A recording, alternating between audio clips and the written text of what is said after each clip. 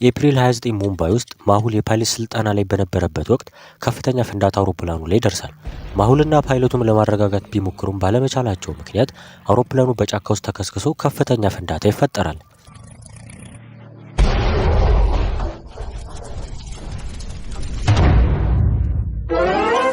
ወይኔ ጌታዬ ሆይ ህልም ነበረ።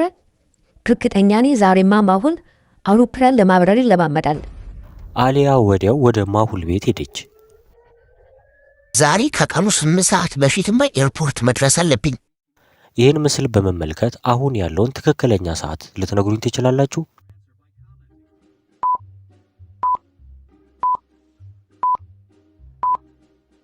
ማሁል ወደ ኤርፖርት ከቀኑ 8 ሰዓት በፊት መድረስ አለበት። ግን ይሄ የግድግዳ ሰዓት 9 ሰዓት ያሳያል። ይህም ሰዓቱ በትክክል አለመስራቱን ያሳያል። ነገር ግን በአላርሙ ላይ ያለው ሰዓት ተመልከቱት፣ ትክክለኛ 7 ሰዓት ያሳያል። ዛሬ ደግሞ በጠዋት ማን የመጣው? ማሁል በሩ ሲከፍት አሊያ በር ላይ ቆማ ነበረ። አሊያ ገና ጠዋት እኮ ነው፣ እዚህ ምን ትሰሪያለሽ? አሊያ ሙሉ ለሙሉ የአውሮፕላን አብራሪ ልብስ ለብሳ ተዘጋጅታ ነበር። አሊያ ምን እየሰራች እንደሆነ ማሁል ራሱ አልገባውም። አለቃ፣ እኔ ካንተ ጋር በአውሮፕላን መብረር እፈልጋለሁ። ይህ ደግሞ ምን አይነት ቀልድ ነው? በአውሮፕላን መብረር እኮ የህፃን ልጅ ጨዋታ አይደለም። በማሁል ንግግር አሊያ በጣም በመናደድ ወደ ውስጥ ገብታ ተቀመጠች። ማሁል ጥሏት መውጣት ሲጀምር እሷ ደግሞ ማልቀስ ጀመረች። እሺ አሊያ፣ መምጣት ትቻለሽ፣ ግን አውሮፕላን ውስጥ መግባት አይቻልም። ኤርፖርት ብቻ መጥተሽ ስልጠናዬን ማየት ትቻለሽ። በመቀጠል ሁለቱም ወደ ኤርፖርት መሄድ ጀመሩ። መንገድ ላይ በመሄድ ሳሉ አሊያ የማንጎ ጁስ መሸጫ አየች። አለቃ፣ ትንሽ ራብ እየተሰማኝ ስለሆነ የማንጎ ጁስ መያዝ አለብን። አሊያ፣ መጀመሪያም አርፈደናል። ቶሎ ቢሻውን በፍጥነት ገዝተሽ ነይ። አሊያ ጁስ ለመግዛት ወደ መሸጫው ሄደች። ማሁል መኪና ውስጥ እየጠበቃት ሲሆን አሊያ ግን ከ5 ደቂቃ በላይ አረፈደች፣ አልተመለሰችም። አሊያ፣ በጣም አርፈደሻል። የት ነሽ? እዚህ ነኝ አለቃዬ፣ መጥቻለሁ።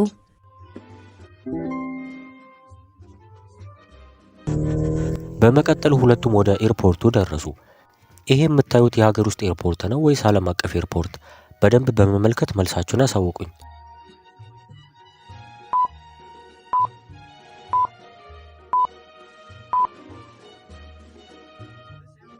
ይሄ የአየር ማረፊያ ስልጠና የሚሰጥበት እንጂ ዓለም አቀፍ አውሮፕላን ማረፊያ አልነበረም። አሊያ በጣም ብዙ አውሮፕላኖችን ስላየች በጣም ተደሰተች። አሊያ፣ አንቺ እዚሁ ተቀመጪ፣ እኔ ለፓይለት ስልጠና ሄዳለሁ። ማሁል ራሱን በማዘጋጀት ከአሰልጣኙ ጋር ሄደ። አሊያ ደግሞ ወደ ሰማይ ትንሽ ከፍ እያለ ሲሄድ እጇን በማወዛወዝ ቻው አለችው። ነገር ግን ወዲያው በከተማ ውስጥ ያሉት ሁሉም ቴሌቪዥኖችና ሬዲዮዎች በማይታወቁ አካላት ተጠለፈ። መሳሪያ ታጥቀው ፊታቸውን በማስክ የሸፈኑ ሰዎች ነበሩ። እንዲህም እያሉ መናገር ጀመሩ። ይሄ ገና ጅምር ነው። መላውን ዓለም አንድ ባንድ እናሸንፋለን። እኛን ለመቃወም የሚደፍሩ ሰዎች ግን ከባድ ዕጣ ፈንታ ይገጥማቸዋል። በስተመጨረሻም የቴሌቪዥን ጣቢያዎቹ ወደ በፊቱ ተመለሱ። ግን አሊያ ማሁልን በማጣቷ እያለቀሰች ነበር። ሆኖም ግን በሚገርም ሁኔታ ማሁል ከኋላዋ መጣ። ከዛ እሷን በደስታ አቀፈችው። አለቃ፣ ደህና ነህ? ግን አታስቢ፣ ደህና ነኝ። የሆነ ማስጠንቀቂያ ከሰዓቴ ላይ አየሁ እና አውሮፕላን ውስጥ ቦምብ እንዳለ ወዲያው ስላወቅኩኝ ከፓይለቱ ጋር በፓራሹት ወረድ። አውሮፕላኑም ፈነዳ። ማሁልም ወዲያው የኤርፖርቱ ሰራተኛ ለአውሮፕላኑ ፍንዳታ ተጠያቂ መሆን እንዳለበት ተገነዘበ። በድንገት የማሁል ስልክ ጮኸ። የተደወለው ከማያውቀው ሰው ነበረ እና የደወለው ሰው ማስፈራራት ጀመረ። ማሁል፣ አሁን ምናልባት ማምለች ላይ ይሆናል። ነገር ግን የሙምባይን ከተማ እንዴት እንደምጠበቃት አስብ። አጠፋታለሁ። እኔ እስካሁን ምንም ጉዳት አልደረሰብኝም፣ ግን ካሁን በኋላ ለሚፈጠረው ነገር ተጠያቂ ትሆናለህ በማለት መለሰለት። አሊያም በንዴት ራሷን መቆጣጠር ስላልቻለች ከማሁል ስልኩን በመቀማት ስማኝ ጀግና ኩክ፣ ፊት ለፊት መምታት አለብህ። ከዛም ወዲያው ስልኩ ተቋረጠ። አሊያ፣ ምን እየሰራሽ ነው? እኔ እኮ ስልኩን ትራክ አድርጌ ሰውየው መያዝ ይችል ነበር። እያወሩ ያለ በድንገት የማሁል አሰልጣኝ በቦታው ላይ ደረሰ። ጌታይ፣ አንተም በሕይወት አለ እንዴ? በነገራችን ላይ አሊያ እባላለሁ፣ የማሁል ረዳት ነኝ። አሊያ፣ አሁን የቀልድ ሰዓት አይደለም፣ ተግባር ላይ ማተኮር አለብን። በመቀጠል ማሁል ፓይለቱን በመጠየቅ 3 የጥበቃ ሰራተኞች በምሽት ስራ ላይ መሆናቸውን አወቀ። ጥበቃዎቹ ላይ ምንም አላገኘም። ከዛም የአየር ማረፊያውን ሲሲቲቪ ካሜራ ሲመለከት በሌሊት ምንም አይነት እንቅስቃሴ አይታይበትም ነበረ። ነገር ግን በድንገት አንድ አጠራጣሪ ነገር ተመለከተ። እናንተስ የእንቆቅልሽ አፍቃሪያን የማሁልን ትኩረት የሳበው ምንድን ነው ብላችሁ ታስባላችሁ?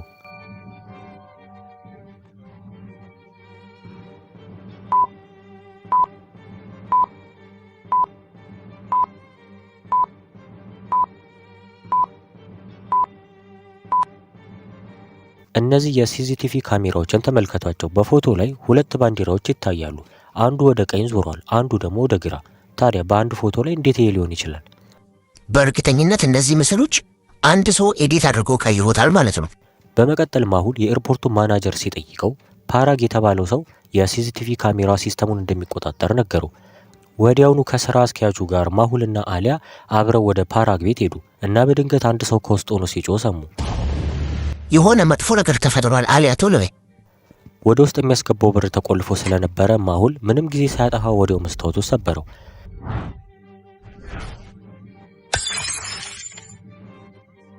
ወደ ውስጥ ሲመለከትም በጣም ደነገጠ።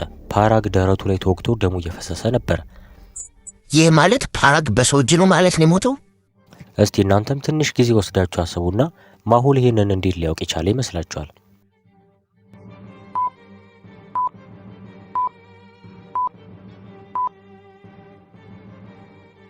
ደሙ አሁንም ድረስ እየፈሰሰ ነው። ግድያው በቅርብ ጊዜ መፈጸሙን ያሳያል። ማሁል ወዲያውኑ በመስኮት ወደ ፓራግ ክፍል ገባ እና በሩን ከውስጥ ሲከፍት አሊያና ማናጀር ገቡ።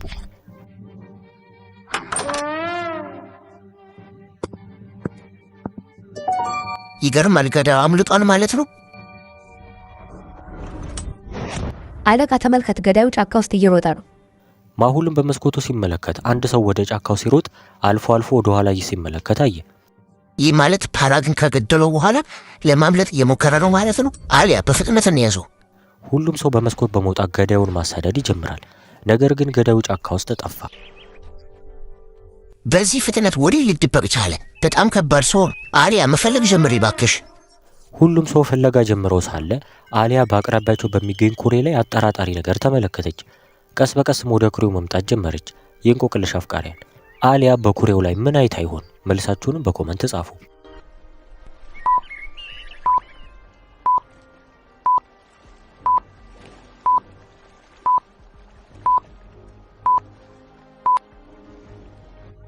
በኩሬው ላይ የተንሳፈፈ አረንጓዴ ሳር አለ። ነገር ግን ሳሩ ወደ ግራ እየተንቀሳቀሰ ሲሆን ንፋሱ ግን ወደ ቀኝ እየነፈሰ ነው። አሊያም በመጠራጠር አንድ ድንጋይ በማንሳት ወደ ሳሩ ወረወረችው። ገዳዩም ድንጋዩ ሲመታው ከውሃው ወጣ። ነገር ግን ፊቱ በማስክ ተሸፍኖ ነበረ። አሊያና ማሁል ወዲያው ወደሱ መሮጥ ሲጀምሩ ገዳዩ ደግሞ መተኮስ ጀመረ። አሊያና ማሁል ራሳቸውን ለማዳን ከዛፍ ጀርባ ተደበቁ። ማሁልም ሽጉጥ አውጥቶ መተኮሱን ይጀምራል። ጌታዬ፣ አንተ ሽጉጥ አለ ይዛህን ለካ። እኔ እኮ ምንም የለኝም። ማሁልም ይህን ሲሰማ ሽጉጡን ወደ አሊያ ወረወረው። ግን ሽጉጡ አሊያ ጋር ሳይደርስ ገዳዩ አየር ላይ መታው። በጣም ደስ ይላል ባክሽ። ይህ ሰው ፕሮፌሽናል ተኳሽ ነው። አሊያ ተጠንቀቂ። ወዲያው ማሁል ድንጋይ አነሳ። እናም ትንሽ ካሰበ በኋላ በድጋሚ ሌላ ድንጋይ አነሳ። እና ለምን ይመስላችኋል ማሁል ሁለት ድንጋይ ያነሳበት ምክንያት?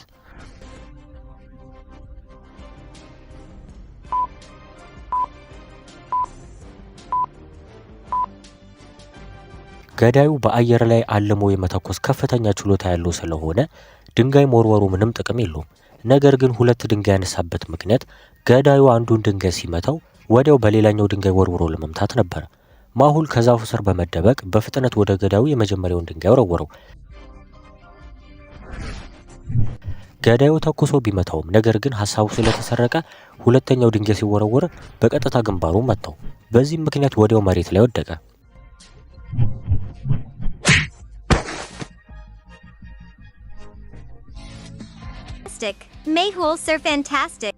ማሁል የገዳዩን ጭንብል ሲያወልቅ ፊቱ እየደማ ስለነበረ መሀረብ ኪሱ ውስጥ ሲፈልግ ኪሱ ባዶ ነበረ።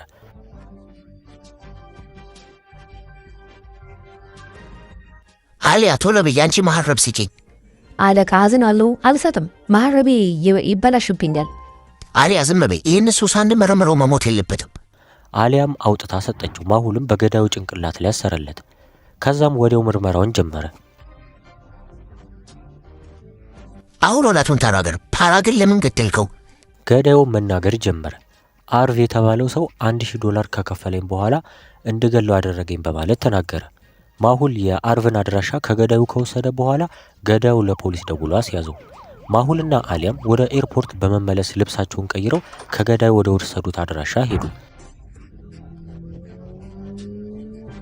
ነገር ግን በመንገድ ላይ ሳሉ በድንገት አስፓልቱ በፍየሎች ተሞላ። ወይኔ ጌታዬ፣ ብታይ አያቴ ገጠር ሲኖር ብዙ ፍየሎች ነበሩት። ማሁል ፍየሎቹ ከመንገዱ ላይ ዞር እንዲሉለት የመኪናውን ጥሩምባ ማጮህ ጀመረ። እባክህ ጓደኛዬ ቶሎ መሄድ አለብኝ፣ በጣም ቸኩያለሁ። ፍየሎቹን ከመንገድ ላይ ዞር ልታደርግልኝ ትችላለህ?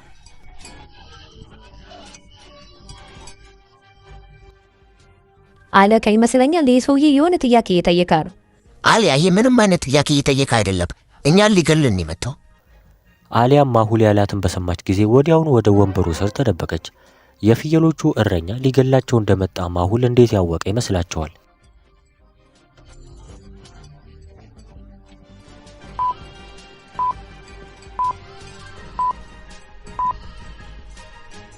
አስተውላችሁ ካያችሁ ውድ ጫማና ልዩ የሆነ የእጅ ሰዓት አድርጓል። ገጠር ውስጥ ያለ አንድ እረኛ እንደዚህ አይነት ውድ ዕቃዎች ሊኖሩት እንዴት ይችላል? ማሁልም በዚህ ምክንያት በመጠራጠር የመኪናውን መስኮት ዘጋው። አሊያ የሆነ ነገር እንደሚፈጠር እርግጠኛ ነኝ። እባክሽ መኪናው መስኮት ዝጊው። አሊያም ወዲያው ሁለቱንም በር ቆለፈችው።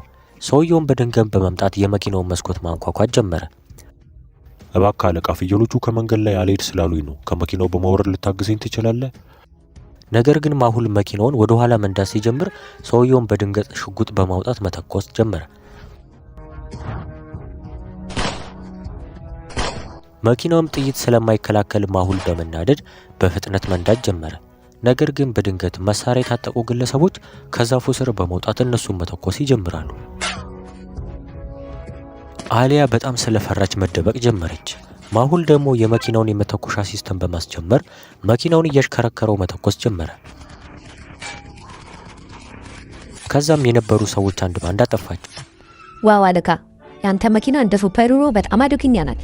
አሊያ አሁን ዓለማችን ላይ አደገኛ ነገር እያንዣበበ ነው። ከባድ የሆኑ ሰዎች ዓለማችን ላይ አደጋ እየጣሉ ነው። ማሁልና አሊያ ወደ አርቭ ቤት እየሄዱ ሳለ ማሁል የሆነ ነገር አሰበ። ይህንን ነገር የሚሰራው ወንጀለኛ ተራ ሰው አይደለም።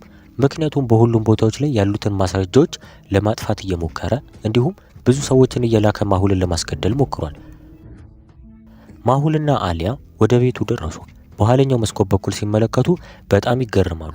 በቤት ውስጥ የተለያዩ አይነት መሳሪያዎችና ቦምቦች ተቀምጠዋል። አሊያም ቦምቡን ለማየት አነሳችው። ማሁልም ቶሎ ብሎ ከአሊያ እጅ ቦምቡን ተቀበላት።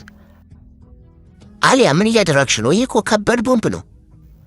አሊያም ቦምብ የሚለውን ቃል ስትሰማ ከማሁል ጀርባ ተደበቀች። ነገር ግን ወዲያው የእግር ኮቴ ሲሰሙ ሁለቱም መጋረጃ ጀርባ ተደበቁ። የሆነ ሰውዬም ስልክ እያወራ ወደ ቤቱ መግባት ጀመረ። አዎ አርቭ አለቃዬ፣ ሁሉንም መሳሪያዎች አዘጋጅቻለሁ። ዛሬ ማታ ልክልሃለሁ። ይህ ማለት ይህ ሰውዬ አርቭ አይደለም ማለት ነው? ማሁልም ቶሎ ብሎ ሽጉጡን በማንሳት ሰውየውን ይዘዋል። አንተ ማን ነህ? ደግሞ አርቭ የተባለው ሰው ማን ነው? እሱ መያዝ አለብኝ። ሰውየውን መናገር ጀመረ። አርቭ ማለት ዓለማችን ላይ አሉ የተባሉ ህገወጥ መሳሪያና መድኃኒት አዘዋዋሪ ሰዎች መካከል አንዱ ነው። እንዲሁም አርቭ ማለት ቢግዳዲ የተባሉት የአሸባሪዎች ቡድን መሪ መሆኑን ነገረው። እንዲሁም እነዚህ ቡድኖች እንዳንተ ዓለም ላይ ያሉ መርማሪ ሰዎችን መግደል ነው ዓላማቸው። አሁን እኔ ራሴን ብቻ አይደለም ማዳን ያለብኝ፣ ዓለም ላይ ያሉትን ሁሉንም መርማሪዎች ጭምር እንጂ። ነገር ግን አለቃ፣ ቢግዳዲ የሚባለውን ቡድን ግን እንዴት ማግኘት እንችላለን? አሊያ ዓለማችን በድጋሚ አደጋ ላይ ወድቃለች። ስለዚህ አዲስ መንገድ በመፈለግ ዓለማችንን ማዳን አለብን። ዛሬ የአሸባሪዎቹ መርከብ ሙምባይ ውስጥ በሚገኘው ባህር ዳርቻ አጠገብ ያልፋል። ማሁል በገዳዩ ጃኬት ውስጥ ቦምብ አስቀምጧል። አሊያ ደግሞ የቦምቡ መቆጣጠሪያ ሪሞት ይዛለች። አሊያ ይህ ሰውዬ ጩኸት ካሰማ ወይም ለመሸሽ ከሞከረ ቦምቡን አፈንጂው። እሺ ፈቅጄልሻለሁ።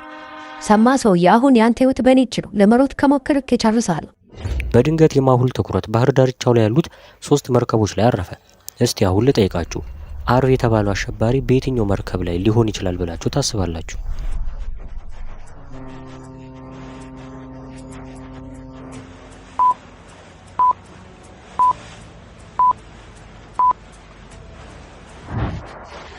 የመጀመሪያው መርከብ የህንድ ባንዲራ ያለበት ሲሆን ይህም ደግሞ የባህር ኃይል መርከብ እንደሆነ ያሳያል። ሶስተኛው መርከብ ደግሞ በብዙ ህጻናት ተሞልቷል። ይህም ደግሞ የልጆች የሽርሽር ጉዞን ያመለክታል።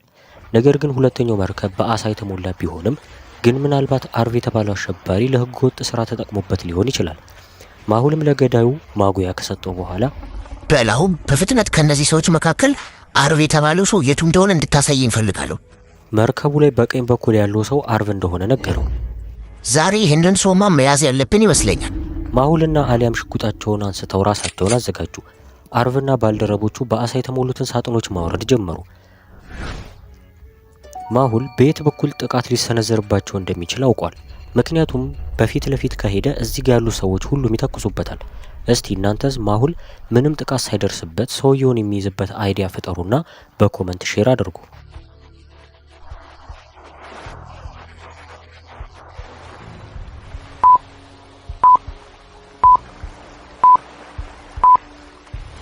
ማሁል የአርቭ ሰዎች እንዳያዩት የውሃውን መንገድ መምረጥ አለበት።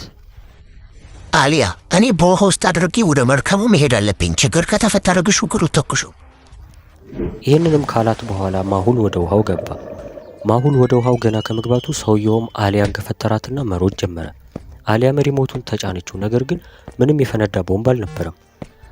አሊያ ገዳዩ ላይ ለመድረስ ብትሮጥበትም ግን አልቻለችም። የአርቭ ሰዎች ወዲያው አዩት። ቢሆንም አሊያ ገዳዩን ለመምታት ሪሞቱን ወረወረችው። በሚገርም ሁኔታ ደግሞ ሪሞቱ ሰውየውን መታው። ነገር ግን ባልተጠበቀ ሁኔታ የአርቭ ሰዎች አሊያ ላይ መተኮስ ጀመሩ።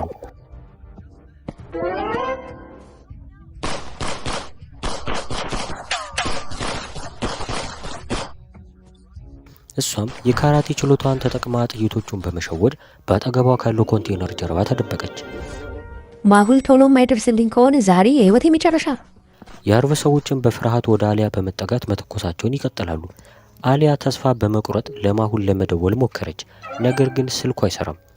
ማሁል ለእነዚህ ሰዎች ተታከኝልክ ደግሞ እኮ የሚያናደው ነገር ስልክህን መዝጋት ነው። ሄድ የእንቆቅልሽ አፍቃሪ ማሁል ለምን ይመስላችኋል በዚህ ወሳኝ ሰዓት ስልኩን ያጠፋው? እስቲ ያስቡና መልሳችሁን በኮመንት ጻፉ።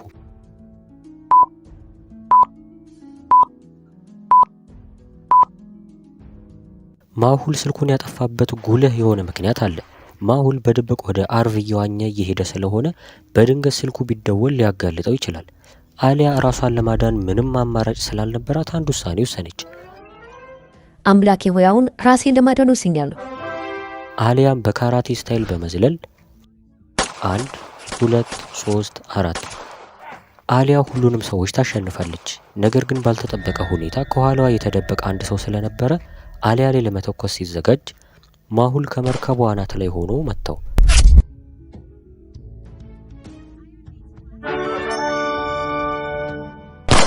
እንዲሁም ከላይ ያሉ ሰዎች ላይ ተኩስ በመክፈት አሸንፏቸው ነበረ። አርቭ ወዴት ሄዱ ይሆን? አርቭ ከቦታው ላይ ስለሸሻ አላገኘውም ነበር። ነገር ግን ማሁል የሞተር ጀልባ ድምፅ ሲሰማ ዞር ብሎ ሲመለከት አርቭ እያመለጠ ነበረ። ማሁልም ተኩሶ ጀልባው ላይ ጉዳት አደረሰበት። ከዛም ወዲያው ወደ አርቭ መሮጥ ጀመረ። ነገር ግን አንድ የአርቭ ሰው በሌላ በኩል በመምጣት ይዞት ሄደ። ማሁል ለመተኮስ ቢሞክርም ጥይት አለቀበት። ዛሬ ይሄ ሰውዬ ሊያመልጠኝ አይገባም። ማሁልም ወዲያው መሮጥ ጀመረ። ከዚያም 3 የሞተር ጀልባዎችን አገኘ። እሺ ጂኒየሶች፣ ከነዚህ 3ቱ ማሁል የቱን መምረጥ አለበት ብላችሁ ታስባላችሁ?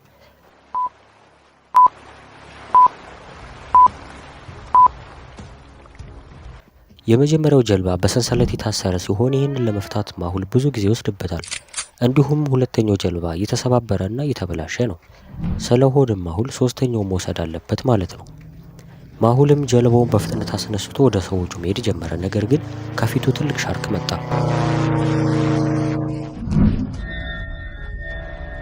ሻርኩ ጀልቤን ከጎዳብኝ እኔንም ሊበላኝ ይችላል።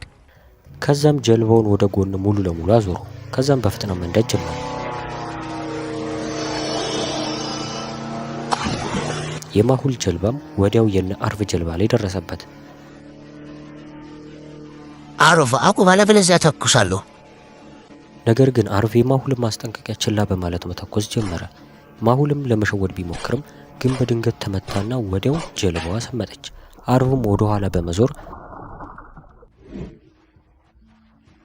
ሰማይ ማሁል፣ ሙምባይን አድናት። ይህንንም ብሎ ትቶት ሄደ። ማሁልም እየዋኘ ለመውጣት ሞከረ፣ ግን የሚደርስበት መሬት ሩቅ ነበረ። ማሁልም መዋኘቱን በቀጠለ ጊዜ በጣም ስለደክመው ማፍጠን አልቻለም።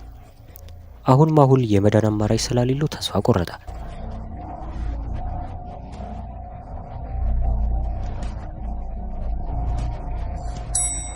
ነገር ግን አንድ ጀልባ ወደሱ እየቀረበች እንደሆነ ተመለከተ።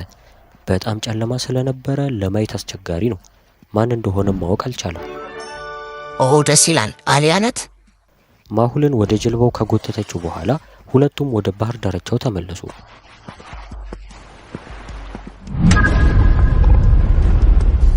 አሁን አርብ አምልጦኛል።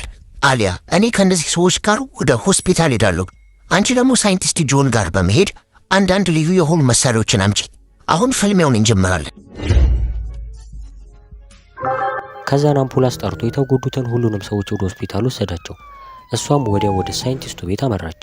ነገር ግን ወደ እሱ ለመድረስ እነዚህን መንገዶች ማለፍ ነበረባት። እስቲ በየትኛው መንገድ መሄድ እንዳለባት ለአሊያ ንገሯል።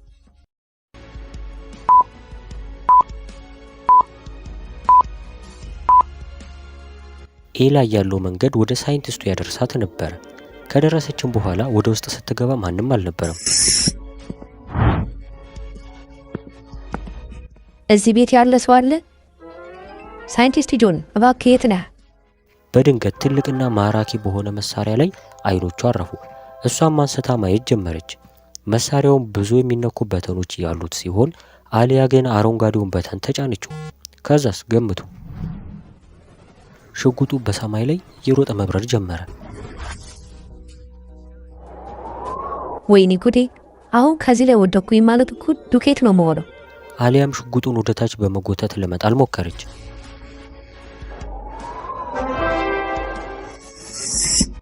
በኋላም ሳይንቲስት ጆን ከመሬት በታች ካለው ላብራቶሪ ወጥቶ የሚበረው ሽጉጥ እንደጠፋ ሲያውቅ ኮምፒውተሩን ተጠቅሞ የት እንዳለው ለማየት ሞከረ። እቺ ልጅ ዛሬ ማንም ሊያድናት አይችልም። ሳይንቲስቱን በኮምፒውተሩ ሽጉጡን ተቆጣጥሮ ወደ መሬት አመጣት። እባክህ ሳይንቲስት ይህን ሽጉጥ ስጠኝ። አሊያ፣ ይሄ እኮ ህፃናት የሚጫወቱበት መጫወቻ አይደለም። አሊያም በጣም በመናደድ የካራቴ እንቅስቃሴዋን እያሳየች ሄደች።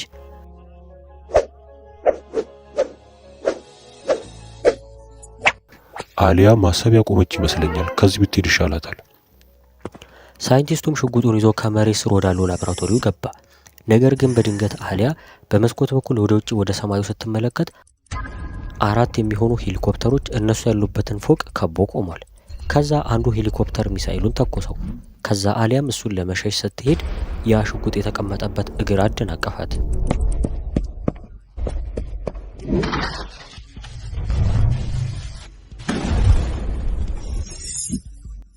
ሳይንቲስት ጆንም ድምፅ ሲሰማ ከክፍሉ ወጣ። አሊያ፣ ምን እያደረግሽ ነው? እግሩን አበላሸሽው እኮ። አለቃ፣ ችግር ተፈጥሯል፣ ወደ ውጭ ተመልከት። ሳይንቲስቱም ወደ ውጭ ሲመለከት በድንገት እግሩን ጥይት መታው። ከዛ አሊያም ሳይንቲስቱን በመጎተት ወደ ጥጋ መጣችው። አሊያ፣ ችግር ውስጥ ገብተናል። ጃይካል የተባለው አደገኛው ሰው መጥቷል። የእንቆቅልሽ አፍቃሪያን፣ ጃይካል እንደመጣ እንዴት ያወቀ ይመስላችኋል?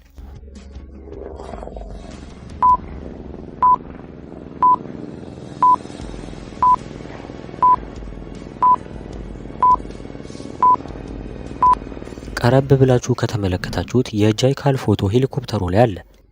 ግን እኮ ማሁል ጃይካልን ገሎት ነበረ። ሳይንቲስቱና አሊያ ግራ ተጋብተዋል። ምክንያቱም ጃይካል ሞቶ ነበረ። አሊያም ወዲያው ለማሁል ደውላ ጃይካል የተባለው አሸባሪ ሰውዬ ተመልሶ እንደመጣ ነገረችው። የጃይካል ሰራዊቶችም ወዲያው ፎቁ ላይ ጥቃት አደረሱ። አሊያም በፍጥነት ስልኳን ትታ ሳይንቲስቱን ይዛ ወደ ላብራቶሪው ገባች። ማሁልም ለአሊያና ለሳይንቲስቱ እንዳይጎዱ መጨነቅ ጀመረ። የጃይካል ሰራዊቶችም ከሄሊኮፕተሩ ላይ በገመድ ወደ ታች መውረድ ጀመሩ። ሳይንቲስቱም ያንን የተለየ መሳሪያ ለአሊያ ሰጣት። ከዛ በኋላም ከዚህ ቦታ ቶሎ እንድታመልጥ አዘዛት። እሷ ግን ሳይንቲስቱን ትታ ለመሄድ አልፈለገችም። አለቃ፣ እኔ አንተን ብቻ የመሄድ አልፈልግም። እዚሁ ብቻዬን እጋፈጣለሁ። አቁሚ አሊያ፣ ብቻሽን የጃይካልን ሰራዊቶች መጋፈጥ አትችይም። ቶሎ ሂጂና ከማሁል ጋር በመሆን የሙምባይን ከተማ ማዳን አለብሽ። አሊያም እያዘነች ለመሄድ ወሰነች። ከዛም መሳሪያውን ስትጫነው በፍጥነት እየበረረ ይዟት ሄደ።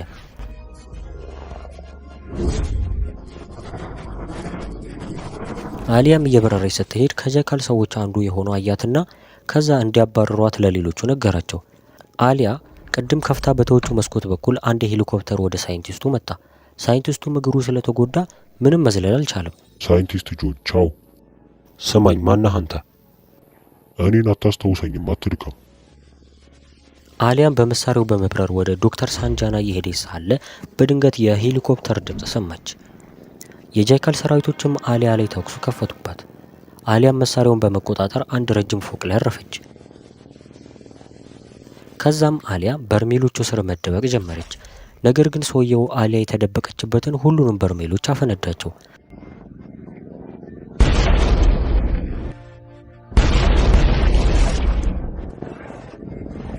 አሊያም በስተመጨረሻ አንድ በርሜል ስር በመደበቅ ተስፋ ቆረጠች።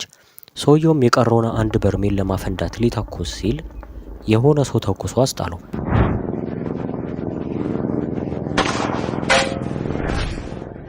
ከዛም ሲመለከት መርማሪው ማሁል ከሌላ ፎቅ ላይ ሆኖ ነበረ።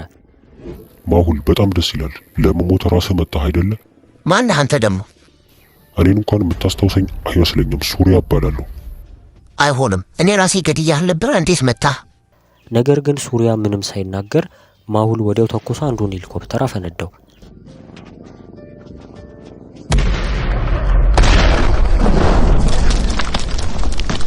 ወደ ኋላ ተመለሱና ተኩሱበት፣ ቶሎ በሉ።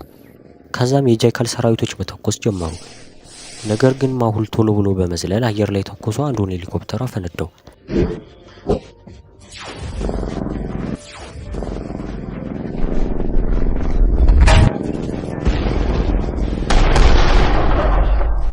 አሊያም ይህን ስትመለከት ትልቅ ድንጋይ አንስታ ወደ ሄሊኮፕተሩ ወረወረችው። ሄሊኮፕተሩ ሚዛኑን መጠበቅ ስላልቻለ መሬት ላይ ተከሰከሰ።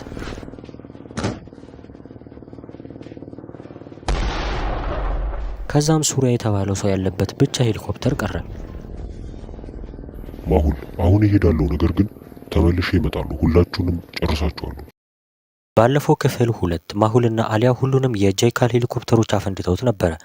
እንዲሁም ሱሪያ የተባለ ሰው ሸሽቶ አምልጦ ነበረ። እንዲሁም ስለ ሳይንቲስቱ ምንም የሚያውቀው መረጃ የለም። ማሁልም ከህንጻው በፍጥነት በመውረድ አሊያ ጋር ደረሰ። አሊያ ደህና ነሽ ግን? አለቃ ሳይንቲስት ጆን እኮ። ሳይንቲስቱ ላይ ምን ተፈጠረ ንገሪኝ። አሊያም ሱሪያ የተባለው ሰው በጥይት እግሩን እንደመታው ነገረችው። ማሁልም በፍጥነት ወደ ሳይንቲስቱ ቤት ሄደ። ወደ ቤቱ ለመድረስ ግን ይህንን መንገድ ማለፍ ነበረባቸው እና በየትኛው መንገድ ቢሄዱ ሳይንቲስቱ ጋር የሚደርሱ ይመስላችኋል?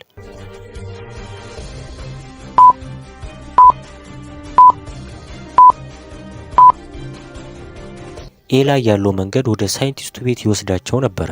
እነርሱም በመንገዱ ከሄዱ በኋላ ወደ ቤቱ ደረሱ። ማሁልም ወርዶ ሲያይ ማመን አቃተው። ግማሽ የሚሆነው የሳይንቲስቱ ቤት አደጋ ደርሶበታል። እንዲሁም በቤቱ ዙሪያ አንዳንድ ቦታዎች ላይ እሳት አለ። እኔ ሳይንቲስቱን መፈለግ አለብኝ። አሊያ አንቺ ወደዛ ሄደሽ ፈልጊው። እንደ ነገራት አሊያ በቀኝ በኩል ስትሄድ ማሁል ደግሞ ቤት ውስጥ ፍለጋ ጀመረ። ሳይንቲስት ጆን የት ነህ? ማሁል ሁሉንም ቦታ ፈለገ፣ ነገር ግን አላገኘውም። ይህ ማለት የጃይካል ሰዎች አግተው ወስደውት ይሆናል። ማሁልም በፍጥነት በመውጣት አሊያን መጣራት ይጀምራል። አሊያ የት ነሽ? ወደዚህ ነይ። አሊያም ከዛፍ ስር ወጣች። ነገር ግን ማሁል የሆነ ነገር ትክክል እንዳልሆነ ተሰማው። እዚህ አካባቢ የሆነ ሰው አለ ማለት ነው። እና የማሁል አፍቃሪያን ለምን ይመስላችኋል ማሁል እንደዚህ ያለው?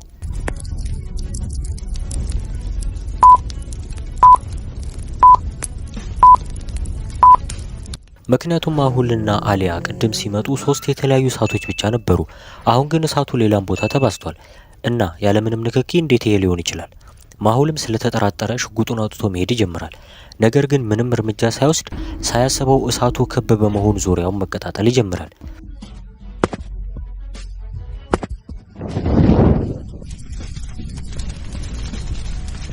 ይህ ማለት ይህንን ስራ አስበውበት ነው የሚሰሩት። ማሁልም ከእሳቱ ለመውጣት ብዙ ታገለ፣ ነገር ግን አልቻለም። ልብሱም በእሳት መቀጣጠል ጀመረ። አሊያም ይህንን ስታይ በሚበረው መሳሪያ ከእሳት ውስጥ አወጣችው። መሳሪያውም ሁለት ሰዎችን መሸከም ስለከበደው ሁለቱም ወደ መሬት ይወድቃሉ።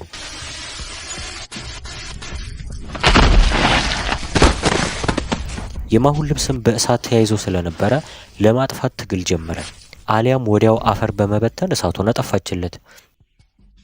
አመሰግናለሁ አሊያ፣ አንቺ ባደርሽልኝ እኮ በእሳቱ ካታል ነበረ። እንዴት ግን? አሊያም ስለሚበረው መሳሪያ ለማሁል ሁሉንም ነገር አስረዳችው። ነገር ግን ካጠገባቸው የእግር ኮቴ ሁለቱም ሰሙ እና ጠላታቸው የሆነ ቦታ ተደብቆ እንደሚሆን ወዲያው አወቁ። እና የቱ ጋር የተደበቀ ይመስላችኋል?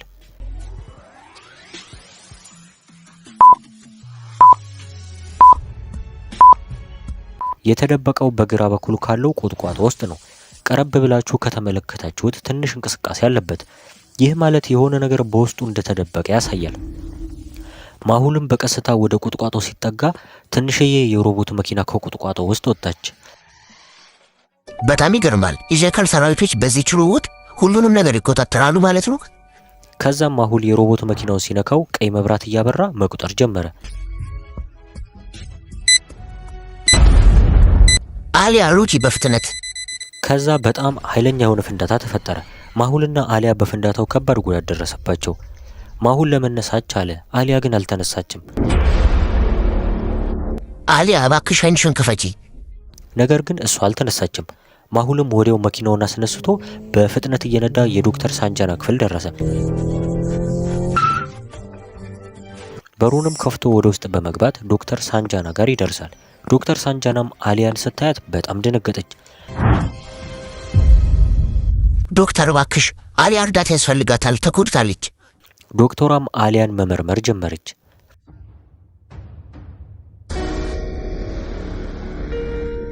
ምንድነው የተፈጠረው ዶክተር? በግልጽ ነገርኝ እንጂ። ነገር ግን ዶክተሯ ዝም ብላ ማልቀስ ትጀምራለች።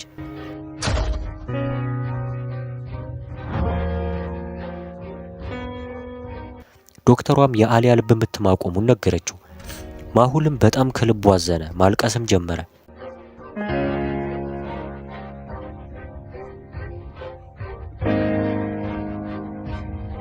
ማሁል ከተቀመጠበት ተነሳና ዶክተር ለመጨረሻ ጊዜ መሞከር አለብን። ማሁልም ሲፒአሩን ተጠቅሞ ደጋግሞ ሞከረ። ከዛም በድንገት አሊያ ነቃች።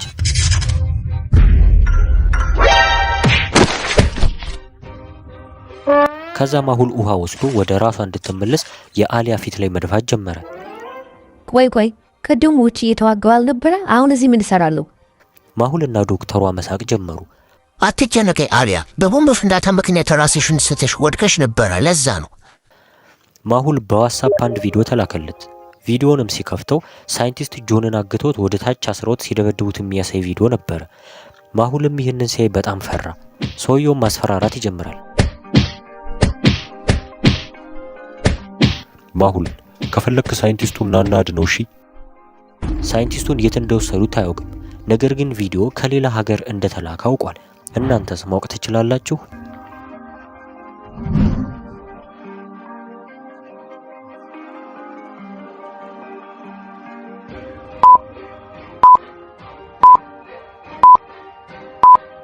ቪዲዮ የላከው ፕላስ 61 ከሚል ሀገር ቁጥር ነው። ይህም ቁጥር ደግሞ የአውስትራሊያ ሀገር ቁጥር ነበረ። በጣም አስገራሚ ነው። አጋቹ አውስትራሊያ ነው ያለው ማለት ነው። ማሁልም ወዲያው አውስትራሊያ ውስጥ ያሉትን መርማሪ ጓደኞቹን ስልክ ቁጥር መፈለግ ጀመረ። ማሁል በሁሉም ዓለም ዙሪያ መርማሪ የሆኑ ጓደኞች አሉት። አውስትራሊያ ያለው መርማሪ አድራሻ ካገኘ በኋላ ወደሱ መደወል ይጀምራል። ሰላም፣ መርማሪ ማሁል ነኝ። ከህንድ ነው የምደውለው። እርዳታ እፈልጋለሁ። ማሁልም የተላከለትን ቪዲዮ አሳየው። ከዛም የአውስትራሊያው መርማሪ ለማሁል አስረዳው። ሳይንቲስቱ በድብቅ አዘዋዋሪ የሆኑ ሰዎች እንዳገቱትና በማንኛውም ጊዜ እሱን ሊጎዱት እንደሚችሉ ነገረው። የአውስትራሊያ መርማሪዎች በአደገኛ ሁኔታ ውስጥ ናቸው። አሁንም ልንገር ችግር ውስጥ ናቸው። ከዛ ስልኩ ወዲያው ይቋርጣል። አደጋ ምን ተፈጠረ? ሳይንቲስቱ ደህና ነው? አሊያ፣ የሳይንቲስቱ ህይወት አደጋ ላይ ነው። አግተው ወስደውታል። አሁን ወደ አውስትራሊያ በፍጥነት መሄድ አለብኝ። ካንተ ጋር መጣው አለቃ።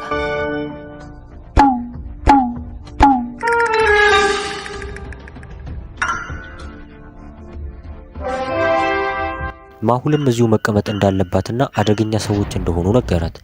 ከዛ ማሁል ወደ ህንድ ወታደሮች በመደወል መርከብ እንዲያዘጋጁለት ጠየቃቸው። ይህንም ሚሽንማ በድብቅ መያዝ አለብኝ። ዶክተሯንና አሊያን ከተሰናበታችሁ በኋላ ወጥቶ መሄድ ጀመረ። አንድ ሴት በሞተር አደጋ ደርሶባት መንገድ ላይ ተኝታ ነበረ። የሆነ ሰው አደጋ ደርሶባት ይሆናል። ነገር ግን በትኩረት ሲመለከት መጠራጠር ጀመረ። የማሁል አፍቃሪያን ይህች ሴት ሆን ብላ መንገድ ላይ እንደተኛች እንዴት ያወቀ ይመስላችኋል?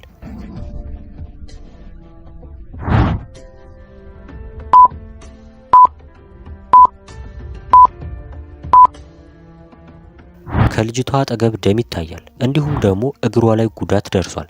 ነገር ግን በደሙና በእግሯ መካከል ምንም አይነት ቀጥተኛ ግንኙነት የለም።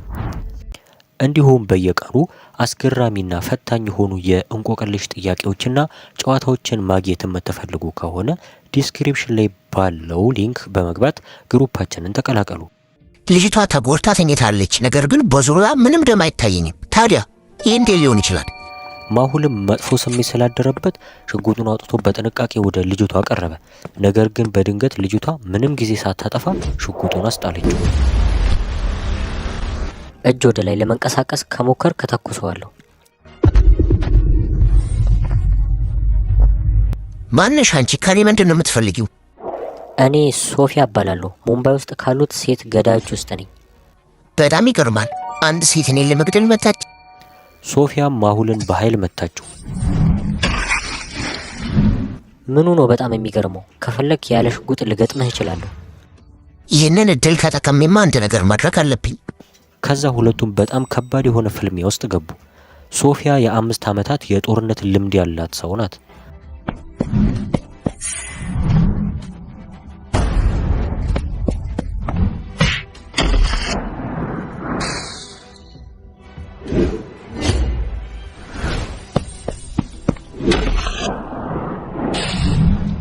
ማሁልም ከሸወዳት በኋላ ዘላ ልትመታው ስትል እግሯን ያዛት።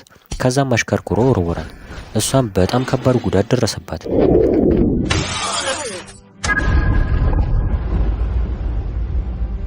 ማሁል በፍጥነት ወደ ፖሊስ በመደወል አምቡላንስ ጠራ። ልጅቷ ተጎድታለች፣ አሁኑን ወደ አለሁበት ቦታ አምቡላንስ ላኩልኝ። ከጥቂት ጊዜ በኋላ አምቡላንሱ መጣ። ከዛ የአምቡላንሱ ሰራተኞች ወረዱ። ነገር ግን ማሁል አሁንም ሰራተኞቹን መጠራጠር ጀመረ። እና ለምን ይመስላችኋል? እስኪ ማሁል ሰራተኞቹን የተጠራጠረበት ምክንያት።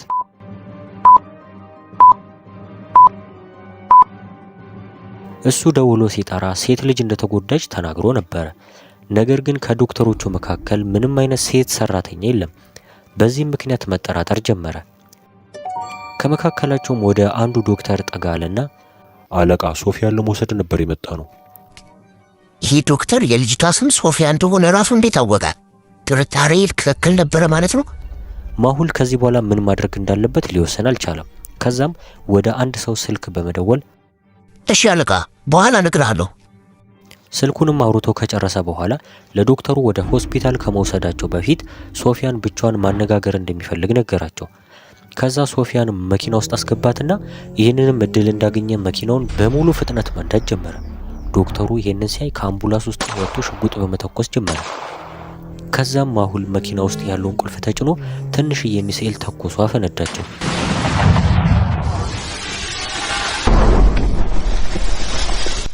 ስለ መርማሪ ማሁል ሰምቼ ነበር፣ ግን እሱ ከጠበቅኩት በላይ ሆኖ ነው ያገኘሁት።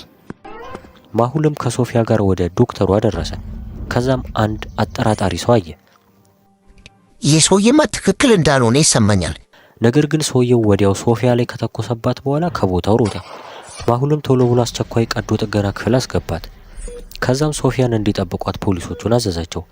ማሁል ወደ ቤቱ ተመልሶ ሁሉንም አስፈላጊ ዶክመንቶችና እቃዎቹን ጠቅልሎ መያዝ ጀመረ።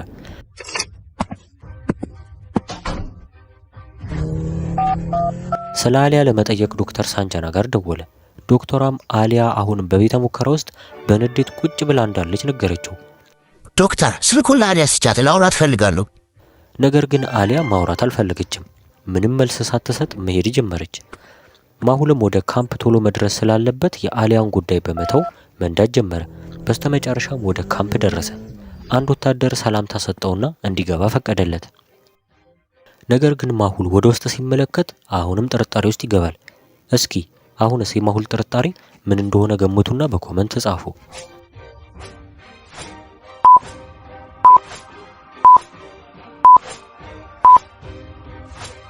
ማሁል ሲገባ የተመዘገበበት መዝገብ ላይ 2 ሰዎች ብቻ ሲሆኑ በካምፕ ውስጥ ያሉ ሰዎች ግን 3 ነበሩ።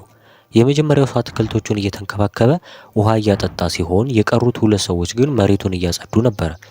ማሁልም የወታደሮቹን አለቃ ጋር በመሄድ ዓለማችን ላይ የተካሄደ ስላለው የህገ ወጥ ስራ ነገረው።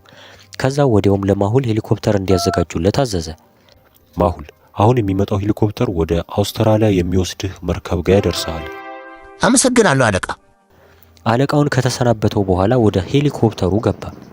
ይህ በእንዲህ እንዳለ ሶፊያ ከነቃች በኋላ ስለ ማሁል ፖሊሶቹን ጠየቀቻቸው። ነገር ግን ምንም መረጃ እንደሌለው አንዱ ፖሊስ ሲነግራት፣ ሁለተኛው ፖሊስ ግን ጉዳት ደርሶባት እንደነበረና ማሁል እንዳዳናት ነገራት። ይህንንም ስትሰማ ማልቀስ ትጀምራለች። ምክንያቱም ላለፉት 5 ዓመታት ስትሰራ የነበረው ህገወጥ ስራ ጸጽቷት ነው። ከዛም ሶፊያ በስተመጨረሻ ከማሁል ጋር ለመስራት ለራሷ ወሰነች። ሄሊኮፕተሩ መርከቡ ጋር ካደረሰው በኋላ ሄደ። ማሁልም የመጀመሪያ ምሽቱን በውሃ ላይ ሊያሳልፍ ነበር።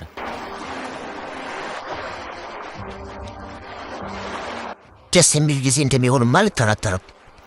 በዛው ቅጽበት አንድ አስተናጋጅ ቡና ይዞለት መጣ። ዓለም ላይ ስላሉ አሸባሪዎች ልትነግረኝ ትችላለህ? የእኛ መርከብ በምሽት ስለሚንቀሳቀስ ብዙ መረጃ አላውቅም። ካወሩ በኋላ ማሁል ይተኛል። በቀጣዩ ቀንም አውስትራሊያ ስለደረሱ የሆነ ሰው መጥቶ ይቀሰቅሰዋል። ውጪ ሲወጣም 3 መርከቦችን አየ። ነገር ግን ከ3ቱ አንዱ ብቻ የህንድ መርከብ እንደሆነ አውቋል። እና የቱ ነው?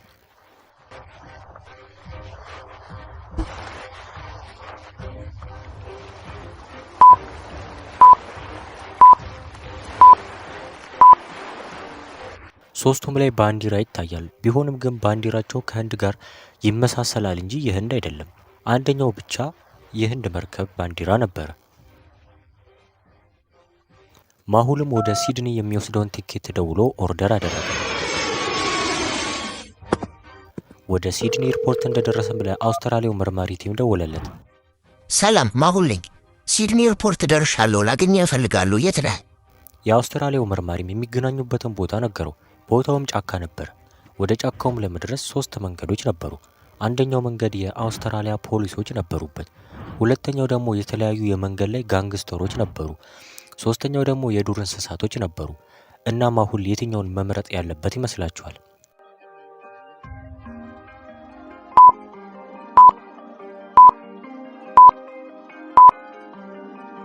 ማሁል ወደ አውስትራሊያ የመጣው በድብቅ ስለሆነ ፖሊሶች ሊያዩት አይገባም። ሶስተኛው ደግሞ አደገኛ እንስሳቶች ሊኖሩ ይችላሉ። ግን ሁለተኛው መንገድ ላይ ጋንግስተሮች ቢኖሩም ማሁል ከወንጀለኞች ጋር የመግባባት ልዩ ችሎታ ስላለው በሱ መንገድ መሄድ እንዳለበት አሰበ። ከዛ ብዙ ገንዘብ እንዲያመጡለት ካዘዘ በኋላ ወደ መንገዱ ሄደ። ሲደርስም ሰዎቹ ያዙት። እሱም ብሮቹን አውጥቶ ካሳያቸው በኋላ ወደ አየር በተነላቸውና እነሱም ብሩን ሲለቅሙ እሱ ግን መሄድ ቻለ።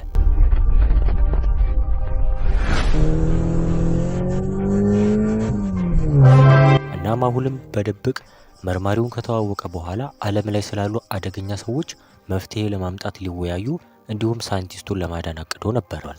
ዓለም ሁሉ አደጋ ላይ ወድቃለች።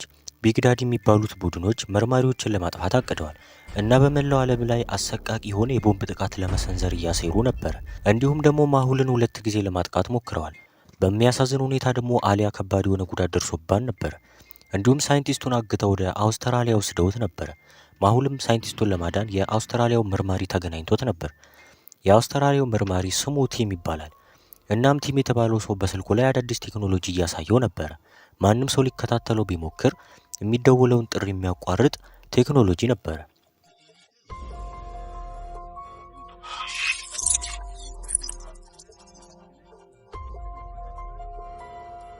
ነገር ግን ማሁል ሳይንቲስቱን እንዴት እንደሚያድነው ግራ ገብቶት ነበር። ማሁል ከመሄዱ በፊት ዴቪድ ስለሚባል ሰው ነገረው። ዴቪድ ማለት ከባድ የሆኑ አሸባሪዎች ቡድን አንዱ እንደሆነና ዴቪድ የሚባለውን ሰው ካገኙት ጥሩ መረጃ እንደሚነግረው ነገረው። ማሁል አሁን መሄድ አለብኝ። ምክንያቱም ችግር ውስጥ እየገባው ነው። በቅርቡ እንገናኛለን። ቻው። ቲም ከተሰናበተው በኋላ በጫካ ውስጥ ባለው መሿለኪያ ሄደ። ማሁልም በመጓዝ ስለደከመ እረፍት ለማድረግ ይወስናል። ይመስለኛል ሆቴል ማረፍ አለብኝ። ማሁልም ብዙ መርማሪዎች በድብቅ የሚያርፉበት ሆቴል ሄደ። የሆቴሉ ማናጀርም የሚያርፍበትን ቁልፍ ሰጠው። ማሁልም ወደ ውስጥ ከገባ በኋላ ቁልፉን ቆልፈና አልጋው ላይ በፍጥነት ይተኛል። አመሻሹ ላይ አንድ ሰው በሩን ያንኳኳል። ከዛም ከእንቅልፉ ተነሳ። በዚህ ሰዓት ደግሞ ማን ሊሆን ይችላል? ማሁልም ሽጉጡን ይዞ በሩን ከፈተው። ሲከፍተው ማስተናጋጅ ነበረ። ከአስተናጋጁ ላይም ቡናውን ከወሰደ በኋላ በሩን ይዘጋዋል። ምንም ቡና አላዘዝኩም፣ ግን ለምን ይዞልኝ መጣ? ከዛ አስተናጋጁን ለማስታወስ ሞከረ። ማሁልም ወዲያው ይህ ሰው አስተናጋጅ እንዳልሆነ ወዲያው አወቀ። እንዴት ያወቀ ይመስላችኋል? መልሳችሁንም በኮመንት ጻፉ።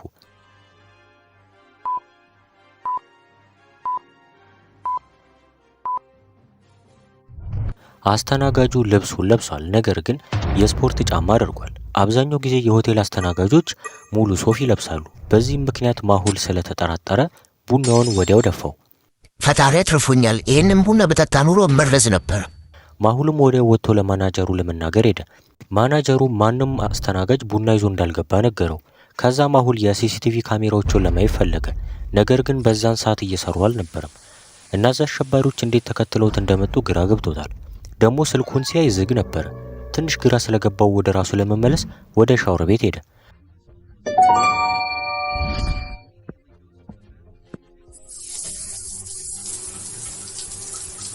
ከታጠበ በኋላ ማሁል ኖርማል ልብስ በመልበስ ዴቪድ የሚባለውን ሰው ለመፈለግ ወጣ። ማሁል ማንም ሰው እንዳይጠረጥረው እንደ ማንኛውም አውስትራሊያዊ ዜጋ ኖርማል ልብስ በመልበስ ነበር የወጣው። እንዲሁም መነጽር ከሱቅ በመግዛት ወደ ዴቪድ ቤት መሄድ ጀመረ።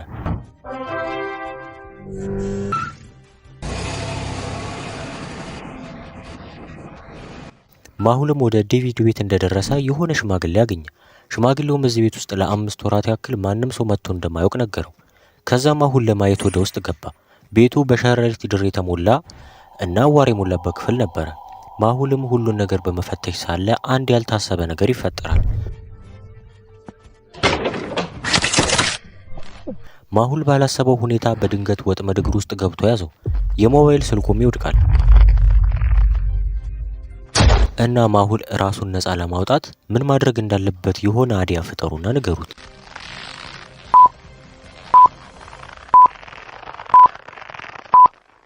በደንብ ከተመለከታችሁት ግድግዳው ላይ መስታወት ያለበት ፍሬም አለ። እሱን በመስበር ገመዱን መቁረጥ ይችላል። ማሁልም በመወዛወዝ መንቀሳቀስ ይጀምራል። በስተመጨረሻም የመስታወቱን ፍሬም ይይዘዋል። ከዛም በድንጋሚ በመወዛወዝ ከግድግዳው ጋር በማጋጨት መስታወቱ ሰበረው። በመቀጠል ስባሪውን በመያዝ መቁረጥ ይጀምራል እና ገመዱ ቀስ በቀስ መቆራረጥ ይጀምራል። በስተመጨረሻም ገመዱ ተበጥሶ ማሁል መሬት ላይ ይወድቃል።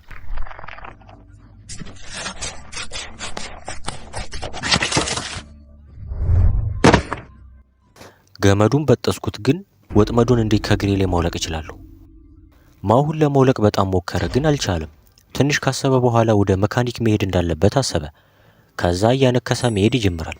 በመንገድ ላይም 3 የመካኒክ ቦታዎችን ያያል። ማሁል ከ3ቱ የትኛውን መምረጥ እንዳለበት ገምቱ።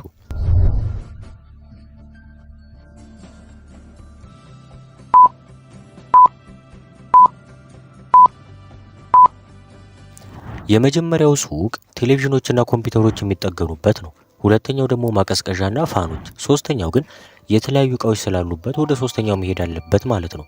ማሁልም ወደ ሶስተኛው ሱቅ ከሄደ በኋላ ወጥመዱን ከእግሩ ላይ እንዲያነሳለት ነገሩ።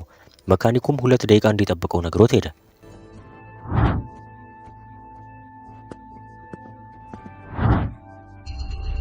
ወጥመዱም እግሩን በጣም እያሳመመው መጣ። ቢሆንም ግን ብዙ ደቂቃዎች አለፉ። መካኒኩ ግን አልመጣም። እባክህ ቶሎና፣ በጣም እያመመኝ ነው። ነገር ግን ማንም አልመጣም። ማሁልም መፍራት ይጀምራል። ወዲያው ግን ብዙ ፖሊሶች በመምጣት ማሁልን ይከቡታል። እጅ ወደ ላይ ቶሎ በል። ማሁል ምን እየተፈጠረ እንዳለ ግራ ገባው። እጁንም ወደ ላይ ሲያወጣ 2 ፖሊሶች በመምጣት እጁን በካቴና አሰሩት። ፖሊሱን ሽጉጡን ጭንቅላቱ ላይ ያደረገበት።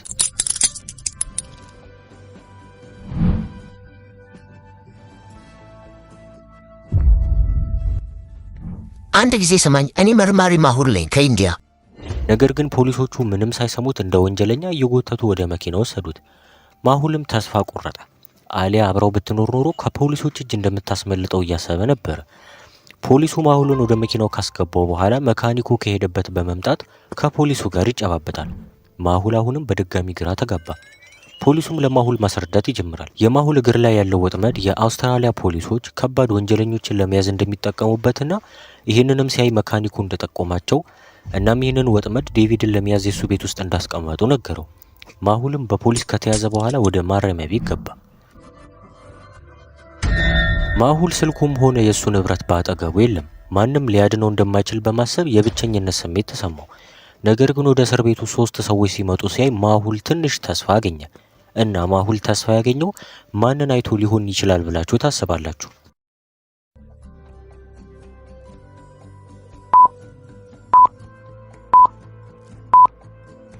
ከመጡ 3 ሰዎች አንዷ ሴት ህንዳዊ ነች። እንዲሁም የህንድ ባህላዊ ልብስን ለብሳለች።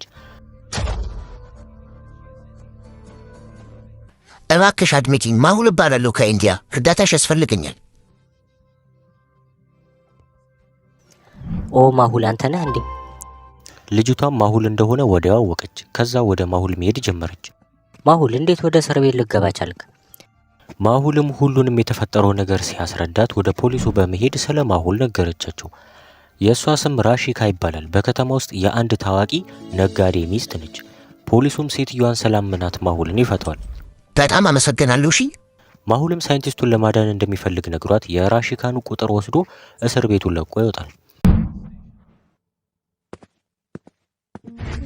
ከወጣ በኋላም ለመርማሪው ቲም ይደውልለታል። የት ነው ያለኸው? የዴቪድን አድራሻ አገኘኸው እንዴ? መርማሪው ቲምም የዴቪድን አድራሻ ካገኘ በኋላ ለማሁል ላከለት። ከዛ ማሁል ወደ ብስክሌት ሾፕ ሄደ።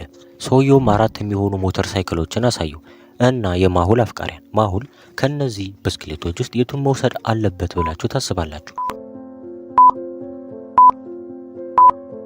አንደኛው ሞተር በጣም ትንሽዬ ናት። የሁለተኛው ሞተር ጎማዎች ደግሞ ያረጁ ናቸው። ምናልባትም በጫካ ውስጥ ለመሄድ አይመችም። ሶስተኛውና አራተኛው ሞተሮች ግን ጥሩ ይመስላሉ። ቢሆንም ግን ሶስተኛው ሞተር ጠንካራና ትልቅ ነው። ይህም ደግሞ በጫካ ውስጥ ለመሄድ ምቹ ያደርገዋል። ማሁልም ሶስተኛውን ከወሰደ በኋላ በጫካ ውስጥ መሄድ ይጀምራል። ማሁል በመሄድ ላይ ሳለ ከየት እንደተወረወረ የማይታወቅ እንጨት በጎማ ውስጥ ገባ። ሚዛኑንም መጠበቅ ስላልቻለ ይወድቃል።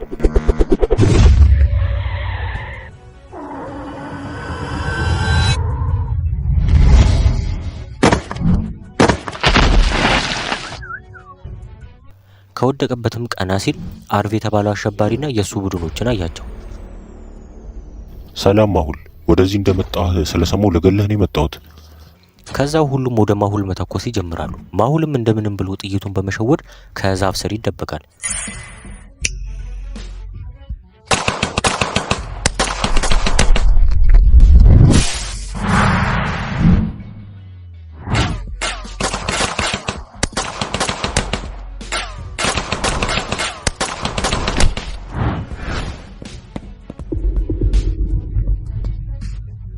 እና የማሁል አፍቃሪያን፣ አሁንስ ማሁል ምንም ሽጉጥ አልያዘም፣ ግን እነዚህ ሰዎች እንዴት ሊያሸንፋቸው እንደሚችል ገምቱ።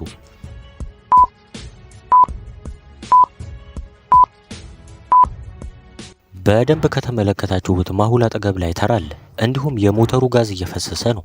ማሁልም ቶሎ ብሎ በመዝለል ላይተሩን ከወሰደ በኋላ ወደ ሞተሩ ይረውረዋል። ላይተሩም ጋዙ ላይ ሲያርፍ ከባድ የሆነ ፍንዳታ ይፈጠራል።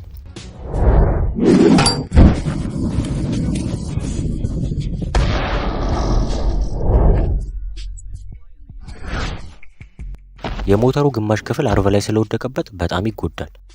እንዲሁም የአርቭ ሰዎችም ሁሉም ከባድ የሆነ ጉዳት ደርሶባቸው ነበረ። ማሁልም በደንብ ስላልተጎዳ ለመነሳት ቻለ።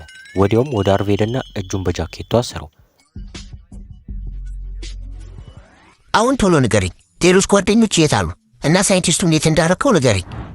ከፈለክ ግደልኝ እንጂ ምንም አይነት ነገር አልነግርህም። ማሁልም አርቭን ከባድ የሆነ ቦክስ መታው። ነገር ግን አርቭ ዝም አለ፣ ምንም አልተናገርም። ማሁልም ለመርማሪው ቲም በመደወል መኪና ካመጡለት በኋላ ሁሉንም ሰዎች በመኪና ጭነው ወደ ዴቪድ ቤት ሄደ።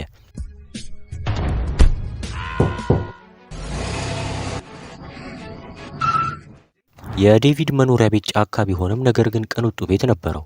ማሁልም መኪናውን ቆልፎ ቀስ ብሎ በቱቦ በኩል በመሄድ ወደ ቤቱ ይገባል።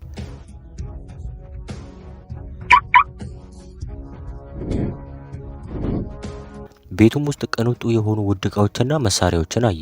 ከዛ በአቅራቢያው ካለው ክፍል ውስጥ የአንድ ሰው እግር ተመለከተ። እናም የዴቪድ ቤት ላይሆን እንደሚችል አወቀ። እስኪ እንዴት ያወቀ ይመስላችኋል?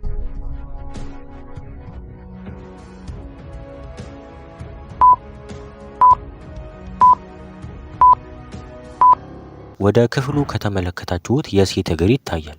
ከዛ ወዲያው ሽጉጡን አነሳና ወደ ሴትዮዋ ደቀነባት። እጅሽን ወደ ላይ አድርጊ፣ ዴቪድ የት እንዳለ ንገሪኝ። ነገር ግን ወዲያው ዴቪድ እዚህ ነው ያለው፣ እጅህን ወደ ላይ አለበለዚያ እገልሃለሁ። ማሁልም ሽጉጡን ጣለና እጁን ወደ ላይ አደረገ። በድጋሚ ወዲያው መርማሪው ቲም በመምጣት ዴቪድ ላይ ሽጉጡን ደቀነበት። ከዛ ዴቪድ ሽጉጡን ጣለ። ነገር ግን ወዲያው በሁሉም የዴቪድ ቤት አቅጣጫ መተኮስ ይጀምራል። ቢግዳዲ የሚባሉት ቡድኖችና የጃይካል ሰራዊቶች ነበሩ። ባለፈው ክፍል 4 ማሁል፣ ቲም እና ዴቪድ በቢግዳዲና በጃይካል ሰራዊቶች ጥቃት ደርሶባቸው ነበረ። በኋለኛው መስኮት ዴቪድ ለማምለጥ ቻለ። እንዲሁም ደግሞ ማሁልና ቲም እነሱም በመስኮት መውጣት ቻሉ። የዴቪድ ሚስትም ለመውጣት እየሮጠች ስለነበረ ጥይት ይመታትና ትወድቃለች።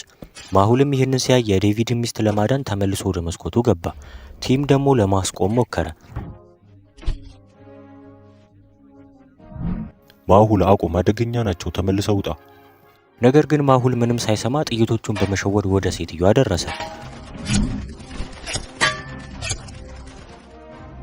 አሁን ምን ማድረግ አለብኝ? ለመሄድ ከሞከርኩኝ ጥይቱ ይመታኛል። እና የማሁል አፍቃሪያን ማሁል ምንም ጉዳት ሳይደርስበት የዴቪድ ሚስት እንዴት የሚያድንበትን አይዲያ ፍጠሩና በኮመንት ጻፉ። በማሁል አጠገብ 2 ስኬትቦርድ አለ። ሁለቱንም አንድ ላይ በማሰር የዴቪድ ሚስት በማስቀመጥ መግፋት ነው። ከዛም እንደዚህ ካደረገ በኋላ ቲም ደግሞ ከውጭ ሆኖ ከተቀበለው በኋላ ከዛፍ ስር ይደበቃል። ማሁል ሚስቱን ካዳናት በኋላ ዴቪድ ወደ እነሱ ይመጣል። ማሁል ሚስቴን አድናሃታል፣ ካሁን በኋላ ካንተ ጋር ነኝ። በጓሮ ውስጥ ወዳለው መዋኛ ገንዳ እየሄዱ ሳለ አንድ ሄሊኮፕተር በመምጣት መተኮስ ይጀምራል እና ሁለቱም ህይወታቸውን ለማዳን ወደ መዋኛው ገንዳ ገቡ። ከዛም ከጃይካል ሰዎች አንዱ ቦምብ በማንሳት ወደ ገንዳ ውስጥ ወረወረው።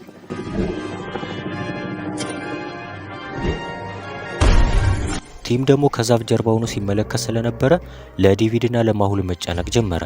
ነገር ግን ማሁል መትረየስ ይዞ ከውሃ ውስጥ ወጣ። ከዛም ወደ ሄሊኮፕተሩ መተኮስ ጀመረ። እሱንም ካፈነዳ በኋላ ሌሎች ብዙ ወታደሮች ላይ በመተኮስ ሁሉንም ጨረሳቸው።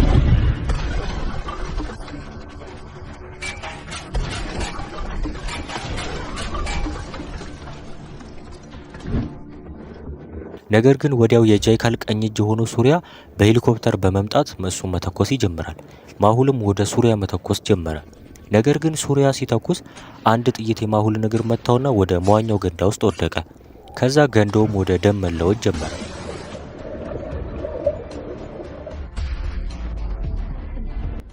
ማሁል ዛሬ እዚሁ የአውስትራሊያ ጫካ ውስጥ ቀብረሃለሁ። ይህንንም ብሎት ወደ ማሁል ለመተኮስ ሲያነጣጥር፣ ነገር ግን ዴቪድ ሳይታሰብ ከውሃ ውስጥ መሳሪያ ይዞ በመውጣት የሱሪያን ሄሊኮፕተር አፈነዳው። ሄሊኮፕተሩ ሲፈነዳ ሱሪያ ራሱን ለማዳን ቦርሳውን ይዞ ሰለለ። ከዛም ከቦርሳው ፓራሹት አወጣ። ነገር ግን ዴቪድ በድጋሚ ፓራሹቱ ላይ በመተኮስ ይመታዋል። ከዛም ሱሪያ በፍጥነት ወደ መሬት መውደቅ ይጀምራል። ነገር ግን እንደ እድል ሆኖ ፓራሹቱ ከዛፍ ላይ ስለተንጠለጠለ ሱሪያ ከመውደቅ ይድናል። ከዛ ሱሪያ በፍጥነት ከጫማው ቢላ አውጥቶ የፓራሹቱን ገመድ ቆርጦ ወደ መሬት ወረደ።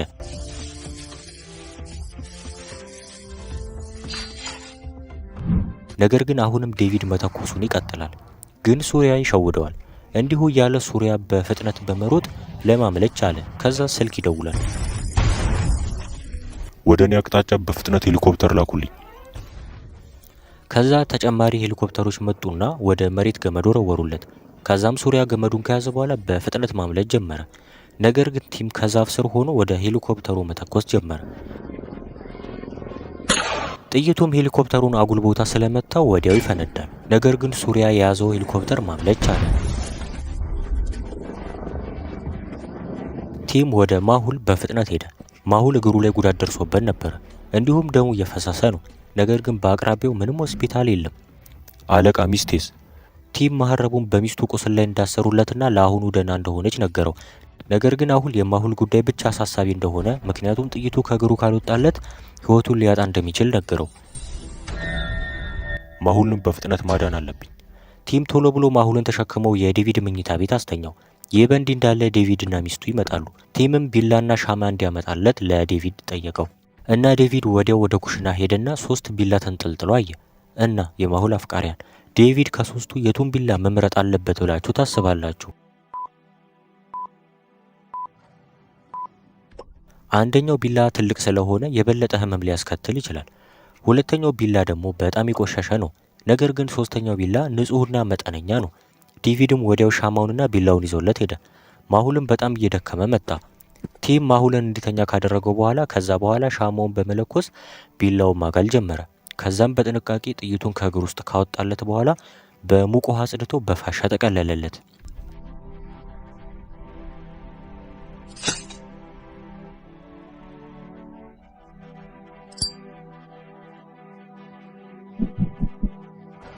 ፈታኝና አዝናኝ የሆኑ የእንቆቅልሽ ጥያቄዎችን በየቀኑ ለማግኘት የዋትስአፕ ቻናላችንን ዲስክሪፕሽን ስር ባለው ሊንክ ተቀላቀሉ። ከቆይታ በኋላ ማሁል ሲነቃ ራሱን ሆስፒታል ውስጥ ያገኘዋል። እንዴት እዚህ ልሆን ቻልኩ? አታስብ አለቃ፣ አሁን ደህና ነህ። ማሁልም በብርጭቆ ጁስ እየጠጣ ያለ በድንገት አሊያና ዶክተር ሳንቻና ትዝ ይሉታል። ከዛም ለአሊያ የቪዲዮ ኮል ደወለላት። አሊያ ደግሞ ምግብ እያዘጋጀች ነበረ። ከማሁል ጥሪ ሲደርሳት አሊያ በጣም ደስ አላት። ዋው ማሁል እየደወለ ነው። ስልኩን አንስታ ማሁል ቆስሎ ሆስፒታል ውስጥ ስታየው በጣም ተደነግጣለች። አለቃ ምን ሆነ ነው ንገረኝ፣ ፊቱን ነው መሰብርለት እያለች በንዴት ማውራት ጀመረች። አሊያ አሁን ስሚኝ። ከዛ ማሁል ለአሊያ ሁሉንም ታሪክ ነገራት። በጣም ይገርማል አሊያ፣ ሁሉም ነገሮች ግራ እያጋቡኝ ነው። እኔ አውስትራሊያ ውስጥ ከመርማሪው ጋር ነኝ። እንዴት ማዳን እንዳለብን እያሰብኩ ነው ሳይንቲስቱን። ማሁል ከአሊያ ጋር በማውራት ላይ ሳለ የሆነ ሰው ወደሱ እየመጣ እንደሆነ ሰማ። እሺ አሊያ ቻው፣ የሆነ ሰው ወደ እኔ እየመጣ ነው። ይህንንም ካለ በኋላ ስልኩን ዘጋው። የሆነ ዶክተር ማሁልን ለማየት እየመጣ ነበረ። አለቃ እንዴት ነህ? ደህና ነኝ ዶክተር። ዶክተሩም ቀይ ቀለም ያለው መርፌ ሊወጋው ማዘጋጀት ጀመረ። ማሁልም መጠራጠር ስለጀመረ ለምን እንደሚወጋው ሲጠይቀው፣ ነገር ግን ዶክተሩ ጥንካሬ እንደሚሰጠው ነገረው። ልክ ዶክተሩ መርፌውን ሊወጋው ጎንበስ ሲል ማሁል በሌላ እግሩ ዶክተሩን ይመታዋል። ዶክተሩን በመናደድ ሽጉጥ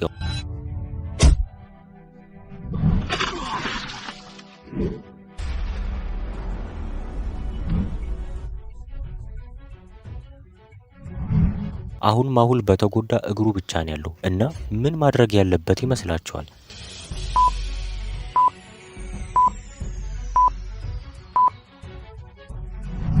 ማሁል ቢላውን ሲያነሳ ዶክተሩ መተኮስ ይጀምራል። የተተኮሰው ጥይት ደግሞ አናናሱን ሲመታው በፍጥነት ማሁል ካልጋ ጀርባ ይደበቃል። ነገር ግን ዶክተሩ ቀስ በቀስ በመጠጋት መተኮስ ይቀጥላል። ማሁል ቀስ ብሎ አልጋውን በመግፋት ቢላውን ሲወረውር በዛው ቅጽበት ዶክተሩ ይተኩሳል። ቢላው የዶክተሩን እጅ ሲቆርጠው ጥይቱ ደግሞ ማሁልን ስቶ ግድግዳውን ይመታዋል።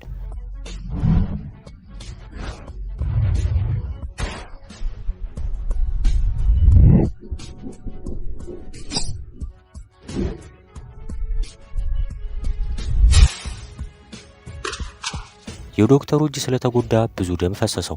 ማሁልም ይህንን እድል በመጠቀም ዘሎ ይዘዋል። ዶክተር እውነቱን ተናገር፣ ማነህ አንተ? ደግሞ ለምን ልትገለኝ ፈለግ? ዶክተሩን ቢግዳድ የሚባሉት ቡድኖች እንደላኩትና አሁን ላይ ከጃይካል ጋር ከተማውን ለማፈንዳት እንዳቀዱ ነገረው። ማሁልም ስለ ሳይንቲስት ጆን ጠየቀው። ነገር ግን ዶክተሩ ምንም መረጃ እንዳሌለው ነገረው። አሁንም እነዚህ ሰዎች ማስቆም አለብኝ። ወዲያውም ለፖሊስ ደውሎ ዶክተሩን ካስያዘው በኋላ መሮጥ ጀመረ። ደውሎ ለመርማሪው ቲምና ዴቪድ ከነገራቸው በኋላ ወደ መሳሪያ አቅራቢዎች ለመሄድ ታክሲ ተሳፈረ። የመሳሪያ አቅራቢዎቹ አድራሻ ዴቪድ ነበር የነገረው። ማሁልም ከቦታው ከደረሰ በኋላ ወደ ውስጥ ሲገባ አለቃቸው ሽጉጥ ደቀነበት። ማነህ አንተ? እኔ መርማሪ ማሁል ነኝ፣ የዴቪድ ጓደኛ። ሰውየውም የዴቪድን ሲም ሲሰማ ማሁልን ለቀቀው። ዴቪድ ሁል ጊዜ መሳሪያ ከዚህ ሰውዬ ነበር የሚገዛው። አቅራቢውም ለማሁል ሁሉንም መሳሪያዎች አሳየው። መትረየስ፣ ስናይፐሮች፣ ሽጉጦች ነበሩ። ነገር ግን ማሁል አንድ መሳሪያ ሳይ በጣም ይደነግጣል።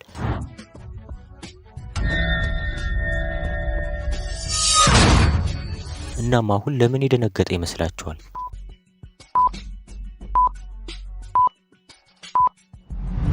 በደንብ ከተመለከታችሁት ለየት ያለ በሳይንቲስት ጆን ብቻ የተሰራ አንድ መሳሪያ አለ። ዓለም ላይ ይህንን መሳሪያ ከማሁል በስተቀር ያለው ሰው የለም ነበር። ይህ ማለት ቢግ ዳዲና እነ ጃይካል የሳይንቲስቱን እውቀት እየተጠቀሙ ነበር ማለት ነው። ይህ ማለት የመሳሪያ አቅራቢ ስለ ሳይንቲስቱ ያውቃል ማለት ነው። ማሁልም ያንን መሳሪያ ከተቀመጠበት ወሰደው። ሰውየውም ይህን መሳሪያ በጣም ከባድ እንደሆነ ነገረው። ማሁልም ሰውየውን ዘሎ ከያዘው በኋላ ስለዚህ መሳሪያ ለእኔ አትነግረኝም? እሺ በደንብ አውቀዋል። ማሁልም ስለ መሳሪያው ሰውየው መጠየቅ ጀመረ። ሰውየውም ይህ መሳሪያ ከህንድ በመንጣ ሳይንቲስት እንደተሰራ ነገረው። ይህንንም እንደተናገረ ሰውየው ስለ ሳይንቲስቱ ጆን እንደሚያወራ ወዲያው ማሁል አወቀ። አሁን ወደ ሳይንቲስቱ ውሰደኝ፣ አለበለዚያ እገልሃለሁ። ሰውየውም ከተስማማ በኋላ ሳይንቲስቱን ወደ ደበቁበት ቦታ ማሁልን ይዞ መሄድ ጀመረ። ቦታውም በጠባቂዎች የተከበበ ነበረ። ማሁልንም ፈተሹት፣ ነገር ግን ምንም አላገኙበትም ነበር። ማሁል ግን ብልጥ ስለነበረ መሳሪያውን ከቁስሉ ፋሻ ስር ደብቆት ነበረ። ወዲያውም መሳሪያ አቅራቢውና ማሁል ሉካ ወደሚባል ሰው ደረሱ። ሉካ በጣም ሀብታምና ዘናጭ ነው። እሱ ማለት የቢግ ዳዲዎች ቀኝ እጅ ነው። እንዲሁም ብዙ ሰዎችን የገደለ አሸባሪ ነበር። ማሁል ወደ ሰውየው ሄዶ ጨበጠው። ይህንንም እድል እንዳገኘ መሳሪያውን አጥቶ ደቀነበት።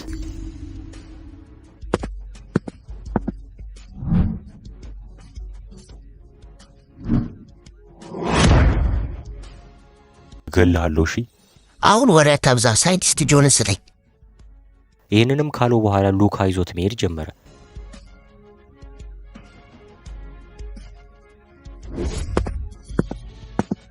በዛን ሰዓት ሳይንቲስቱ ደግሞ ለሉካ የማንጎ ቦምብ እየሰራለት ነበረ። አታስብ፣ ላድንህ መጥቻለሁ። ማነህ ደግሞ አንተ? ይህንንም ሲሰማ በጣም ይደነግጣል። ማሁልም ሉካን መሬት ላይ ካስተኛው በኋላ ስለ ሳይንቲስቱ መጠየቅ ይጀምራል። ሉካም ማስረዳት ጀመረ። ሳይንቲስቱ ሁሉንም ነገር እንዲረሳ በመድኃኒት እንደዚህ እንዳደረጉት ነገረው። ማሁልም ወዲያው ሄሊኮፕተር እንዲልክለት ለመርማሪው ቲም ደወለለት። ከትንሽ ደቂቆች በኋላ ቲም በሄሊኮፕተር ይመጣል።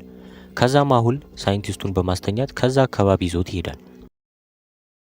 ባለፈው ክፍል 5 ማሁል ሳይንቲስቱን ይዞ እየሄደ ነበረ። የቢግ ዳዲዎች ቀኝ እጅ የሆነው ሉካ ደግሞ በጣም ተናዶ ነበረ። የሉካ ሰዎችም ወደ ሄሊኮፕተሩ እየተኮሱ ሲሆን፣ ነገር ግን መርማሪው ቲም እነ ማሁልን ይዞ ሊያመልጥ ችሏል። ሉካ በጣም ስለተናደደ የራሱ ሰዎች ላይ መተኮስ ጀመረ። ማሁል እገልሃለሁ። ይህ በእንዲህ እንዳለ አሊያ እቃ እያዘጋጀች ነው። የሆነ ቦታ ልትሄድ ይመስላል።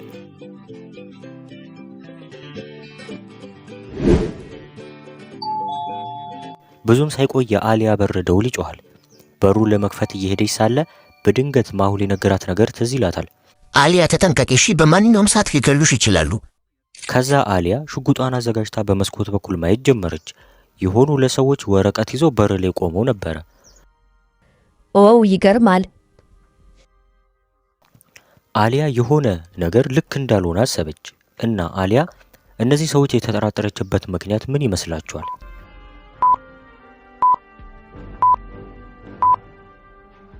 በደንብ ከተመለከታችሁት ሁለተኛው ሰውዬ እጁ ላይ የጃይካል ንቅሳት አለበት።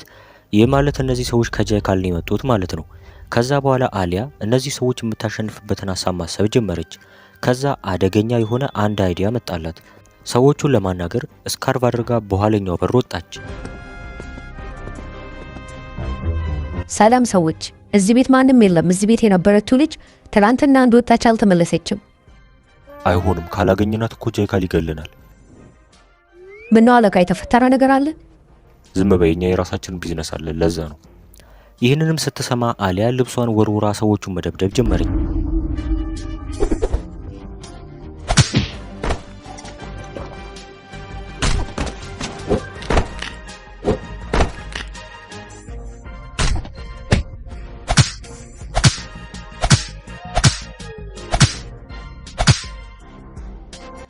የጃይካል ሰዎችም በጣም ስለፈሯት በፍጥነት ከቦታው ያመልጣሉ። አሊያ ወዲያውም ለማሁል ደወለችለት። በዛን ሰዓት ደግሞ ማሁል ከቲም ጋር በመሆን ሳይንቲስቱን ወደ ሆስፒታል እየወሰደው ነው። ምክንያቱም ምንም ነገር አያስታውስም።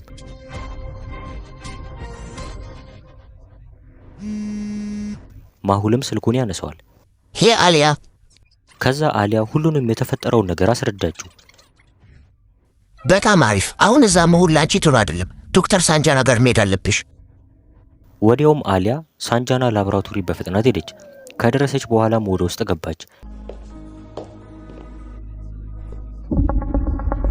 ነገር ግን የሚያስደነግጥ ነገር አየች። ዶክተሯ መሬት ላይ ወድቃ ከጭንቅላቷ አካባቢ ደም እየፈሰሰ ነበረ። ከዛ እሷም ወዲያው ወደ እሷ ሮጠች። አሊያ ራሷን ካረጋገች በኋላ ዶክተሯ ላይ ጥቃት ያደረሰው ሰው የውሸት እንደሆነ ተረዳች። እና እንዴት ያወቀች ይመስላችኋል?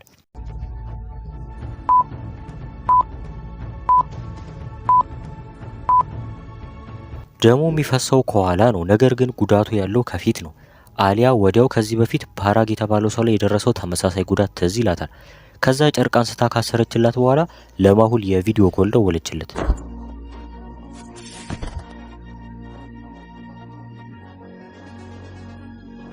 አለቃ ዶክተር ሳንጃና። አሊያ ዶክተሯ ላይ ምን ተፈጠረ? ከዛ አሊያ በቪዲዮ ሁሉንም ነገር አሳየችው። ማሁልም በጣም ድንግጡ ያዝናል። ይሄ ሁሉ እኮ የኔ ጥፋት ነው። ለዶክተሯ ጥበቃ ማድረግ ነበረብኝ። አሊያ ዋትስአፕ ክፈቺ፣ መልእክት አለሽ። እና የማሁል አፍቃሪያን በቪዲዮ እያወሩ እያለ ነገር ግን ማሁል በጽሁፍ መልእክት የላከላት ለምን ይመስላችኋል?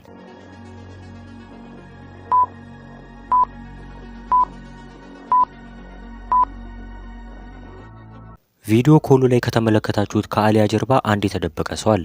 ማሁል በቪዲዮ ቢነግራት ኖሮ ድምፁ ስለሚሰማ ወዲያው አሊያ ላይ ጥቃት ያደርስባት ነበር። ከዛ እሷ መልእክቱን እንዳየችው በጣም ድንግጣ ነበር። ነገር ግን በድጋሚ ማሁል ምንም እንዳልተፈራና እሱ የሚላትን ብቻ እንድታደርግ ነገራት። እሺ አለቃ፣ አሁኑኑ ወደ ሆስፒታል ሄዳለሁ። ከዛ አሊያ ዶክተሯን ይዛ ከክፍሉ ለቃ ወጣች። እሷም እንደወጣች የተደበቀው ሰው ከመጋረጃ ወጥቶ ስልክ ይደውላል። አለቃ፣ ሁለቱም አንድ ላይ ወደ ሆስፒታል እየሄዱ ነው። ይህንንም እንዳለ አሊያ መጣችና ትመታዋለች። አሁንማ ሆስፒታል የምገባው አንተ ነህ። አሊያ በጣም ደበደበችው። ከዛም መጠየቅ ጀመረች።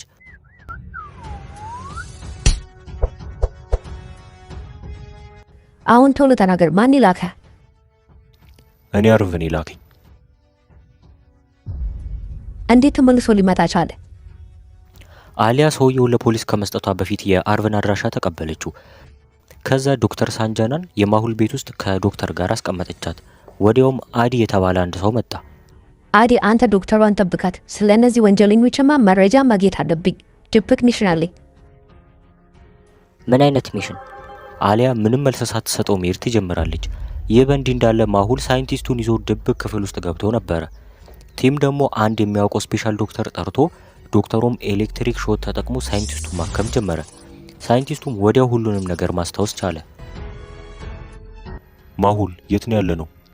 ሳይንቲስት ጆን፣ አሁን ያለነው አውስትራሊያ ሲድኒ ውስጥ ነው። ነገር ግን የሆነ ያልተጠበቀ ነገር ይፈጠራል። ቲም በመስኮት ሲያይ ሉካ ከሌሎች ሰዎች ጋር እየመጣ ነበረ። ማሁልም ያን ሽጉጥ ተጠቅሞ አንዱን ሄሊኮፕተር አፈነዳው።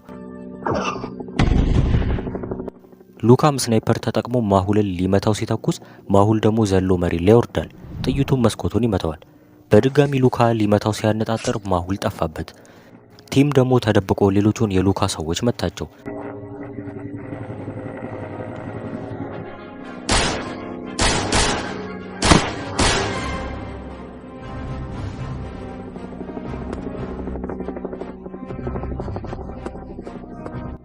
ማሁል ወዲያው በመዝለል ቲምን ካዳነው በኋላ ተኩሶ ስናይፐሩን ያስጥለዋል። ወዲያውም ሉካ ቦምብ ይወረውራል። ሳይንቲስቱ በመስኮት ካየ በኋላ አጠገቡ ያለውን የብረት ሰንሰለት ይዞ ወደ ውጪ መሮጥ ይጀምራል። ከዛ ወደ ሉካ ሄሊኮፕተር ይወረውረዋል። ሄሊኮፕተሩ ሚዛኑን ስላልጠበቀ ሊከሰከስ ነበረ። ሉካም ራሱን ለማዳን ገመድ ይዞ ወረደ።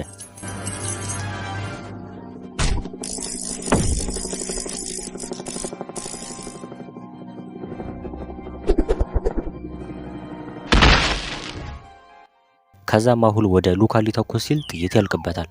ወይኔ ምንም ጥይት የለው። ከዛ ማሁል ሉካን በእጁ ለመግጠም ሄደ። ሉካ ሸሚዙን አውልቆ ተዘጋጀ።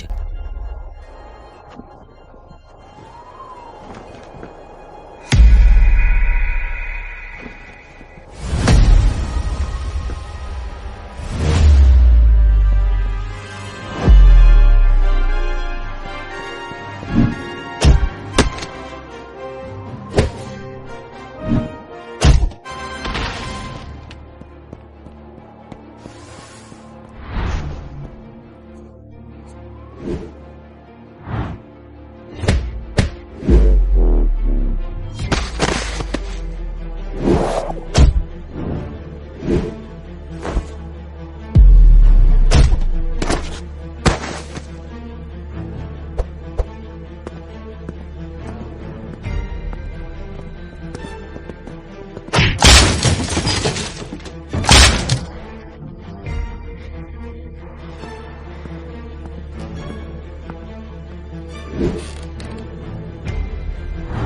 በድብድባቸው መሃል ሁለቱም ቤት ውስጥ ይገባሉ። ሉካ ከአልጋ ስር በመደበቅ ማሁልን በመምታት ሳይንቲስቱ የተኛበት አልጋ ላይ ያስተኛዋል። ከዛ ማሁልን ሊያጠቃው ሲሞክር ማሁል ግን የኤሌክትሪክ ሾቱን ያደርግበታል። የሉካ ሰውነትም መጨስ ይጀምራል። በስተመጨረሻም የቢግዳዲዎች ቀኝ እጅ ሆነው ሉካ ይሞታል። የመሞቱን ዜናም ቢግዳዲ ሲሰማ በጣም ተናደደ። የራሱ ሰዎች ላይ መተኮስ ጀመረ። አሁን ቶሎ ማሁልን ያዙልኝ፣ አለበለዚያ ገላችኋለሁ። አሁኑኑ ወደ ባንኮክ መሄድ አለብኝ። አዎ አንተ ወደ ባንኮክ ሂድ፣ እኔና ዴቪድ ደግሞ ወደ አፐር ሃውስ እንሄዳለን። እሺ ቲም፣ አመሰግናለሁ። በቃ እኔ ሳይንቲስቱን ይዤ ልሂድ። ከዛ ማሁል ሳይንቲስቱን ይዞ በግል ጀት ወደ ባንኮክ ሄደ።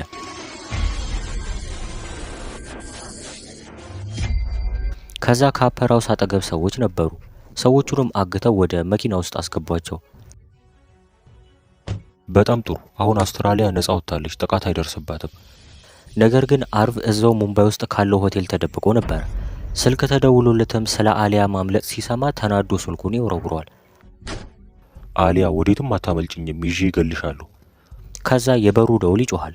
አርቭም ሽጉጡን ይዞ በሩ ሲከፍት የተሸፋፈነ አንድ ሰው ነበር። እስኪ እቺ የተሸፋፈነችው ሴት ማን እንደሆነች ገምቱና በኮመንት ጻፉ።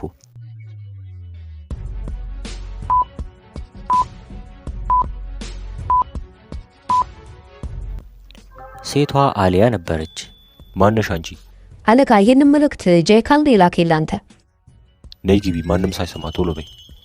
ከዛ አሊያ ትገባለች። አርቭም ሽጉጡን ያስቀምጠዋል። ወዲያውም እሷ አርቭን መምታት ትጀምራለች። ወይኔ አሊያ ነሽ እንዴ? ከዛ አርቭ ተገልብጦ ሽጉጡን ለመያዝ ሲዘል እሷም ጊዜ ሳትሰጠው ድጋሚ ትመታዋለች።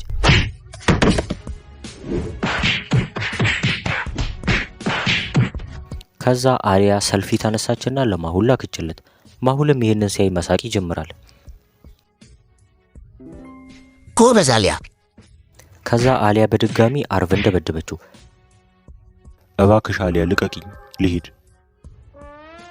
አሁን ካተብለ ስለ ቢግዳዲ ንገረኝ። አርቭን ቢግዳዲ ወደ ባንኮክ እየሄደ እንዳለና ሌላም ብዙ መረጃ ነገራት።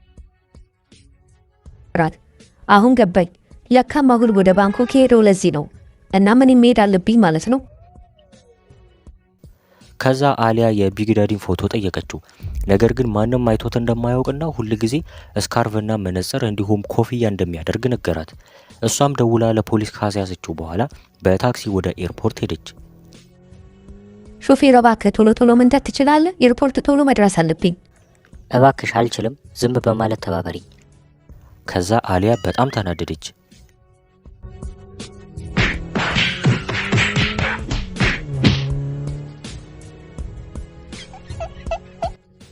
ከዛም መኪናውን በፍጥነት መንዳት ጀመረች።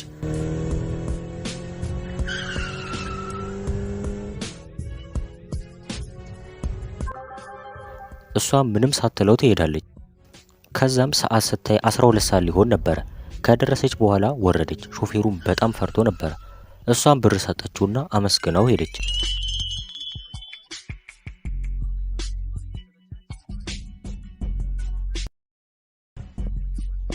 ከዛ ትኬቷን አሳይታ ወደ ፕሌኑ ትገባለች።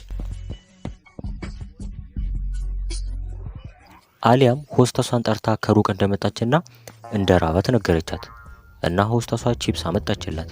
እሷም ቺፕሷን እየበላች እንቅልፏን ትተኛለች። በዛው ቅጽበትም ማሁል በግል ጀት ወደ ባንኮክ ከቲም ጋር እየሄደ ነበረ።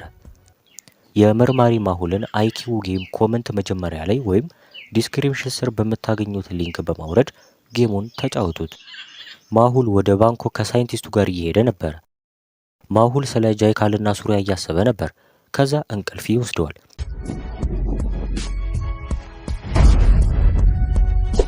በማግስቱ ሲድኒ ውስጥ የማሁል ፎቶ ዜና ላይ ይወጣል። ዋው ማሁል ኩርቼብሃለሁ። የነ ማሁል ጀትም ኤርፖርት ከደረሰች በኋላ ባንኮክ አረፈች። የባንኮክ መርማሪ የሆነው ጂሃን ደግሞ እየጠበቃቸው ነበረ። ብዙም ሳይቆይ የአሊያ ፕሌን ባንኮክ ኤርፖርት ይደርሳል። ማሁልና ሳይንቲስቱም ከጂሃን ጋር በመሆን በመኪናቸው ሄዱ። አሊያም ከኤርፖርት ወረደች።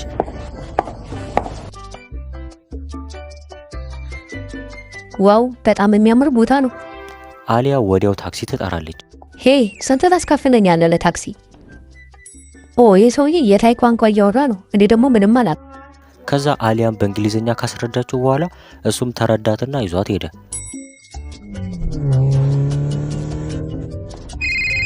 ከዛ ወዲያው ማሁል ደወለላት። አሊያ የት ነው ያለሽው? አለቃ የሆነ ቦታ ደርሻለሁ። የት ሄደሽ ነው? የሆነ ቦታ ተደረገ ያላልኩሽም ነበረ? አሊያ እያወራች እያለ የነ አሊያ መኪና ጥቃት ይደርስበት። አለቃ ወይኔ ጉዴ! ከዚህ በላይ ምንም ሳትነግረው ስልኩ ይቋረጣል። ከዛ ማሁል በጣም ፈራ። ግን አሊያ ባንኮክ ውስጥ እንዳለች እያሰብኩ ነው። ምክንያቱም የታይ ቋንቋ ሰምቻለሁ ቅድም። ማሁል ወዲያው ከሙምባይ የተደረገውን በረራ ቼክ አደረገ። ከዛ ማሁል ወዲያው አወቀ። አሊያ አሁን ጠዋት ወደ ባንኮክ መጥታለች ማለት ነው። ምን ማድረግ አለብኝ? አሊያ ደግሞ የያዘቻቸውን ልብሶች በመስኮት እያወጣች መወርወር ጀመረች። እንደ እድል ሆኖ አንዱ ልብስ አንዱ ሞተረኛ ላይ አረፈ። ሚዛኑንም መጠበቅ ስላልቻለ እዛው ይወድቃል።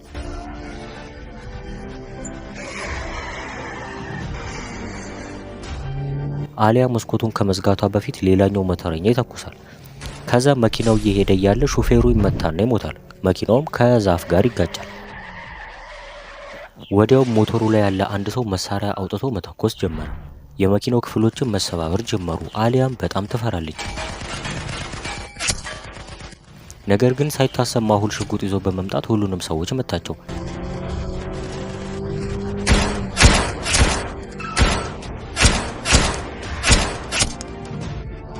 ከዛ አሊያ ከመኪናው ወጣች። ማሁል ደግሞ ሲያያት በጣም ደነገጠ። አሊያ እዚህ ምን ትሰሪያለሽ? ደግሞ ዶክተር ሳንጃኔት ናት። አለቃ ዶክተሯ ደህና ናት። እርዳታ ከፈለክ እኔ ያለው።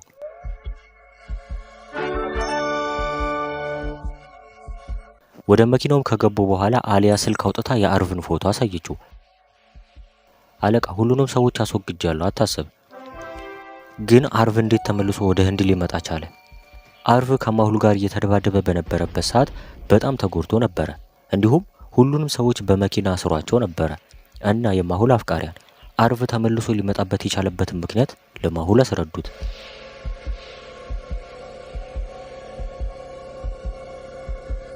ወደ ዴቪድ ቤት ከመሄዱ በፊት ማሁል መኪናውን ቆልፎት ነበረ።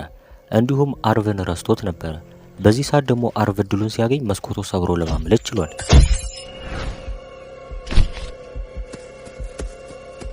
አሁን ገባኝ። አሊያ ጥሩ አድርገሻል፣ እንኳንም ደበደብሽው። አመሰግናለሁ አለቃ። ግን እዚህ ባንኮክ ውስጥ እንዴት አገኘኸኝ? ኦ አሊያ፣ እኔ እኮ ቀላል ሰው እንዳልመስልሽ ማሁል እኮ ነኝ። እና ግን አሊያ የፕሌን ጉዞ እንዴት ነበረ?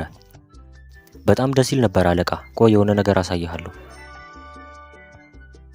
በስተመጨረሻም ሶስቱም ወደ ባንኮክ ሆቴል ደረሱ። ሳይንቲስት ጆን ደግሞ ቀድሞ ደርሶ ነበረ። አለቃ ይሄ የኔ ሆቴል ነው። ማንም ሰው አይነካህም። አሁን ነፃ ነህ። አሊያ ነገ ከባድ ሚሽን አለብን፣ ገብተሽ ተኝ። አሊያ ወደ ክፍሏ ትሄዳለች። ክፍሉም በጣም ዘመናዊና ቅንጡ ነበረ። አሊያ በደስታ አልጋ ላይ መዝለል ትጀምራለች። ከአጠገቧ ደግሞ የሆነ የቲቪ ሪሞት አየች። እስኪ ዛሬ ደግሞ ዜና ማየት አለብኝ። ቲቪ ላይም ስለ መርማሪ ማሁል ሰርች አድርጋ እያየች ነበረ። ራሷንም በቲቪ ውስጥ ስታይ በጣም ትገረማለች። በቲቪው ላይም ሱሪያ ወደ ማሁል ሲተኩስ ያሳያል። ከዛ በቲቪ ያየችው እውነት ይሆንና ወዲያው በመስኮት በኩል ስታይ ሱሪያ በጦር ጀት መጥቶ ነበረ። አሊያ ምንም ሳትፈራ ሽጉጧን አውጥታ በመስኮት መተኮስ ትጀምራለች።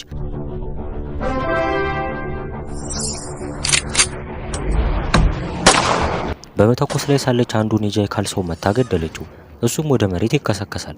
የት እንዳለችም ስላዩት ሁሉም ወደ እሷ መሄድ ይጀምራሉ። እሷም ራሷን ለማዳን በሚበረው መሳሪያ በመስኮት በኩል ወጣች። ከዛ ሁሉም እሷን መከተል ጀመሩ።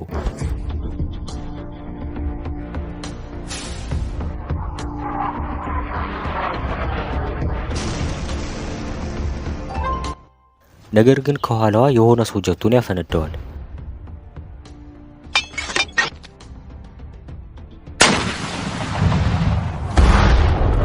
እነ ማሁልም ያሉበትን ቦታ ስላወቀ እሱም ወደ እነሱ መተኮስ ይጀምራል። ማሁልና ጂሃን ራሳቸውን ለማዳን ከመዝለል በቀር ምንም አማራጭ የላቸውም። ነገር ግን አጠገባቸው ቀጭን የሽቦ ገመድና የተጠቀለለ ሽቦ ነበረ። እነሱም ወዲያው እሱን ተጠቅመው ይዘላሉ።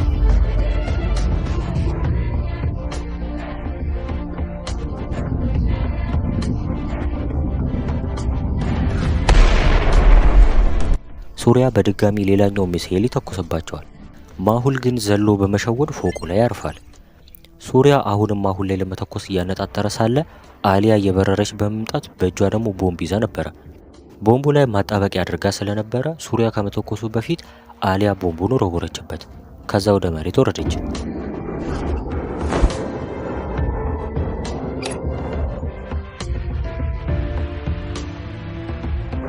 አሁን ከሴኮንዶች በኋላ የሱሪያ ጀት ይፈነዳል። ነገር ግን ሱሪያ ጊዜ ሳያጠፋ ቀጥታ ወርዶ ይቆማል። ማሁል ደግሞ በጣም ይደነግጣል።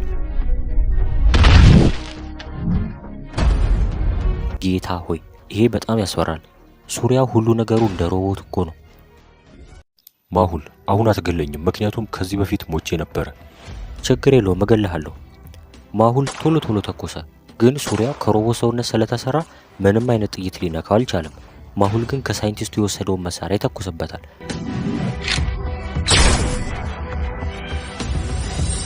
የሱሪያ አይን ደግሞ የተለየ ስለሆነ በፍጥነት ጥይቶችን ላይ መለየት አቅም አለው። ከዛ ሱሪያ ጥይቱን ይሸውደዋል። ደጋግሞ ቢተኩስም ሱሪያ ግን በቀላሉ የሚረታ ሰው አልነበረም።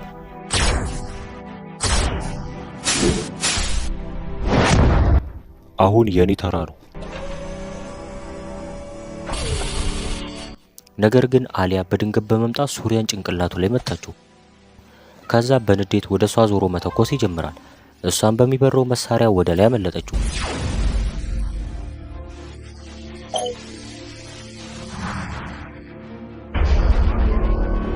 ከዛ ወደ ነማሁል በድጋሚ ይተኩሳል።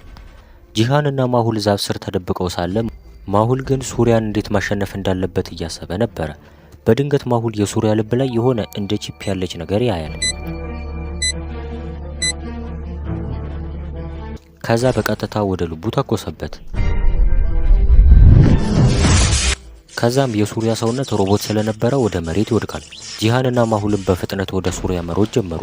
ማሁል በድጋሚ ልቡ ላይ ተኮሰበታል እና ሱሪያ በስተመጨረሻ ይሞታል።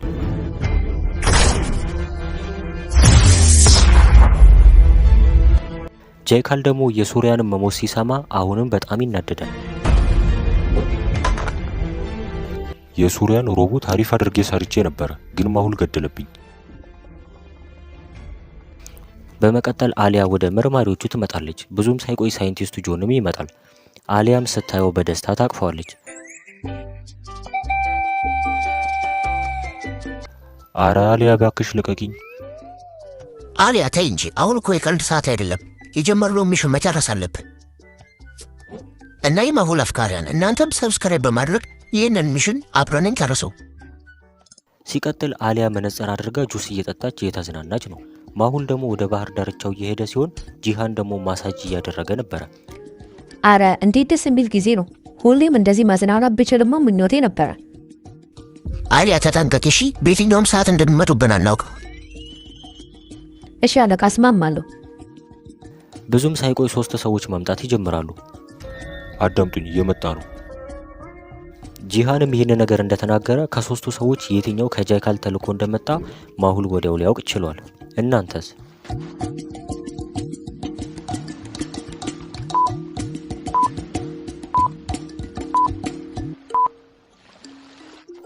ኮኮናቱን የያዘው ሰው የመካከለኛው ሰው ተመልከቱት። የውሸት እየጠጣ እያስመሰለ ነው። ምክንያቱም ኮኮናቱን አልከፈተውም። ሁሉም ስለፈሩ መዘጋጀት ጀመሩ። ይመጣል። ከመርከቡ ላይም ስካርፍና ኮፍያ ያደረገ በጋርድ የሚሄድ ሰው ይወርዳል። ቢግ ዳዲ ይሄ ቢሆንስ? ሲቀጥል ደግሞ 3 ሰዎች ወደ ባህር ዳርቻው ይደርሳሉ። አንዱ ቦርሳ የያዘ ሲሆን ሁለቱ ደግሞ ፊታቸው ላይ ማስክ አድርገዋል። መሀል ያለውንማ አማውቀው መሰለኝ። እና የማሁል አፍቃሪያን ማሁል የተጠራጠረው የትኛውን ሰው ይመስላችኋል?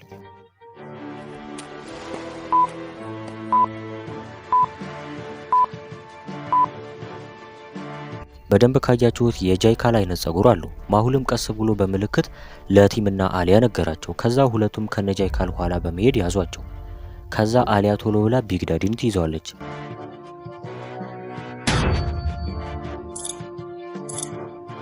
ለሰውዬ ይህ መሳሪያ እንዲያስቀምጥ ነገረው፣ አለበለዚያ ተኮሳለሁ። ከዛ ቢግ ዳዲ እንዲያስቀምጡ አዘዛቸው። ማሁል ደግሞ ማስኩን አወለቀበት። ይህ የውሸት ጃይካል ነው። ጃይካል ብልጥ ስለነበረ እሱን የሚመስል ሰው ነበር የላከው። ከዛ የማሁል ስልክ ይጮሃል። የደወለውም ጃይካል ነበር። ማሁል እኔን እኮ መቼም አትገለኝም፣ ነገር ግን ያንተም መሞቻ አዘጋጅቼልሃለሁ። ዙሪያህን ተመልከት። ማሁልም ዙሪያውን ሲያይ የሆነ ነገር ልክ እንዳልሆነ አወቀ። ብዙ የኮኮናት ዛፎች አሉ፣ ነገር ግን የኮኮናት ፍሬዎቹ የተለያየ ቦታ ላይ ወድቀዋል። ታዲያ ይሄ እንዴት ሊሆን ይችላል? ውስጣቸውም ቦምብ ነበረ።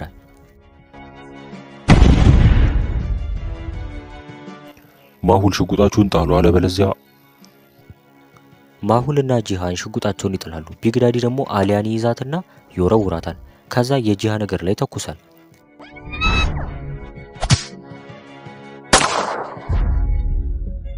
አቁም፣ ከፈለግከን የምተኝ።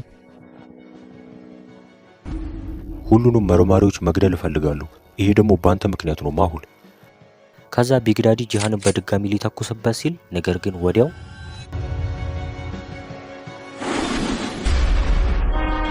ወዲያው አሊያ የውሸቱን ጃይካል ይዛ ደበደበችው። ማሁል ደግሞ ከቢግዳዲ ጋር መደባደብ ይጀምራል።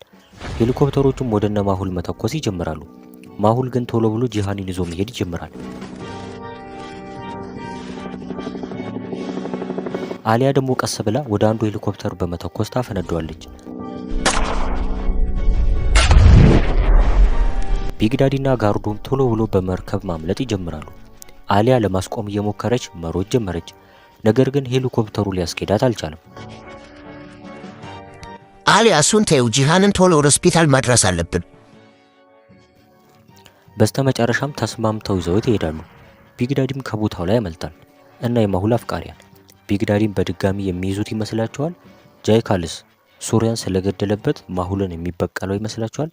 ሁሉንም በቀጣይ ክፍል አብረን ስለምናየው ሰብስክራይብ በማድረግ ቀጣይ ሳምንት ቪዲዮዎችን መጠበቅ አትርሱ።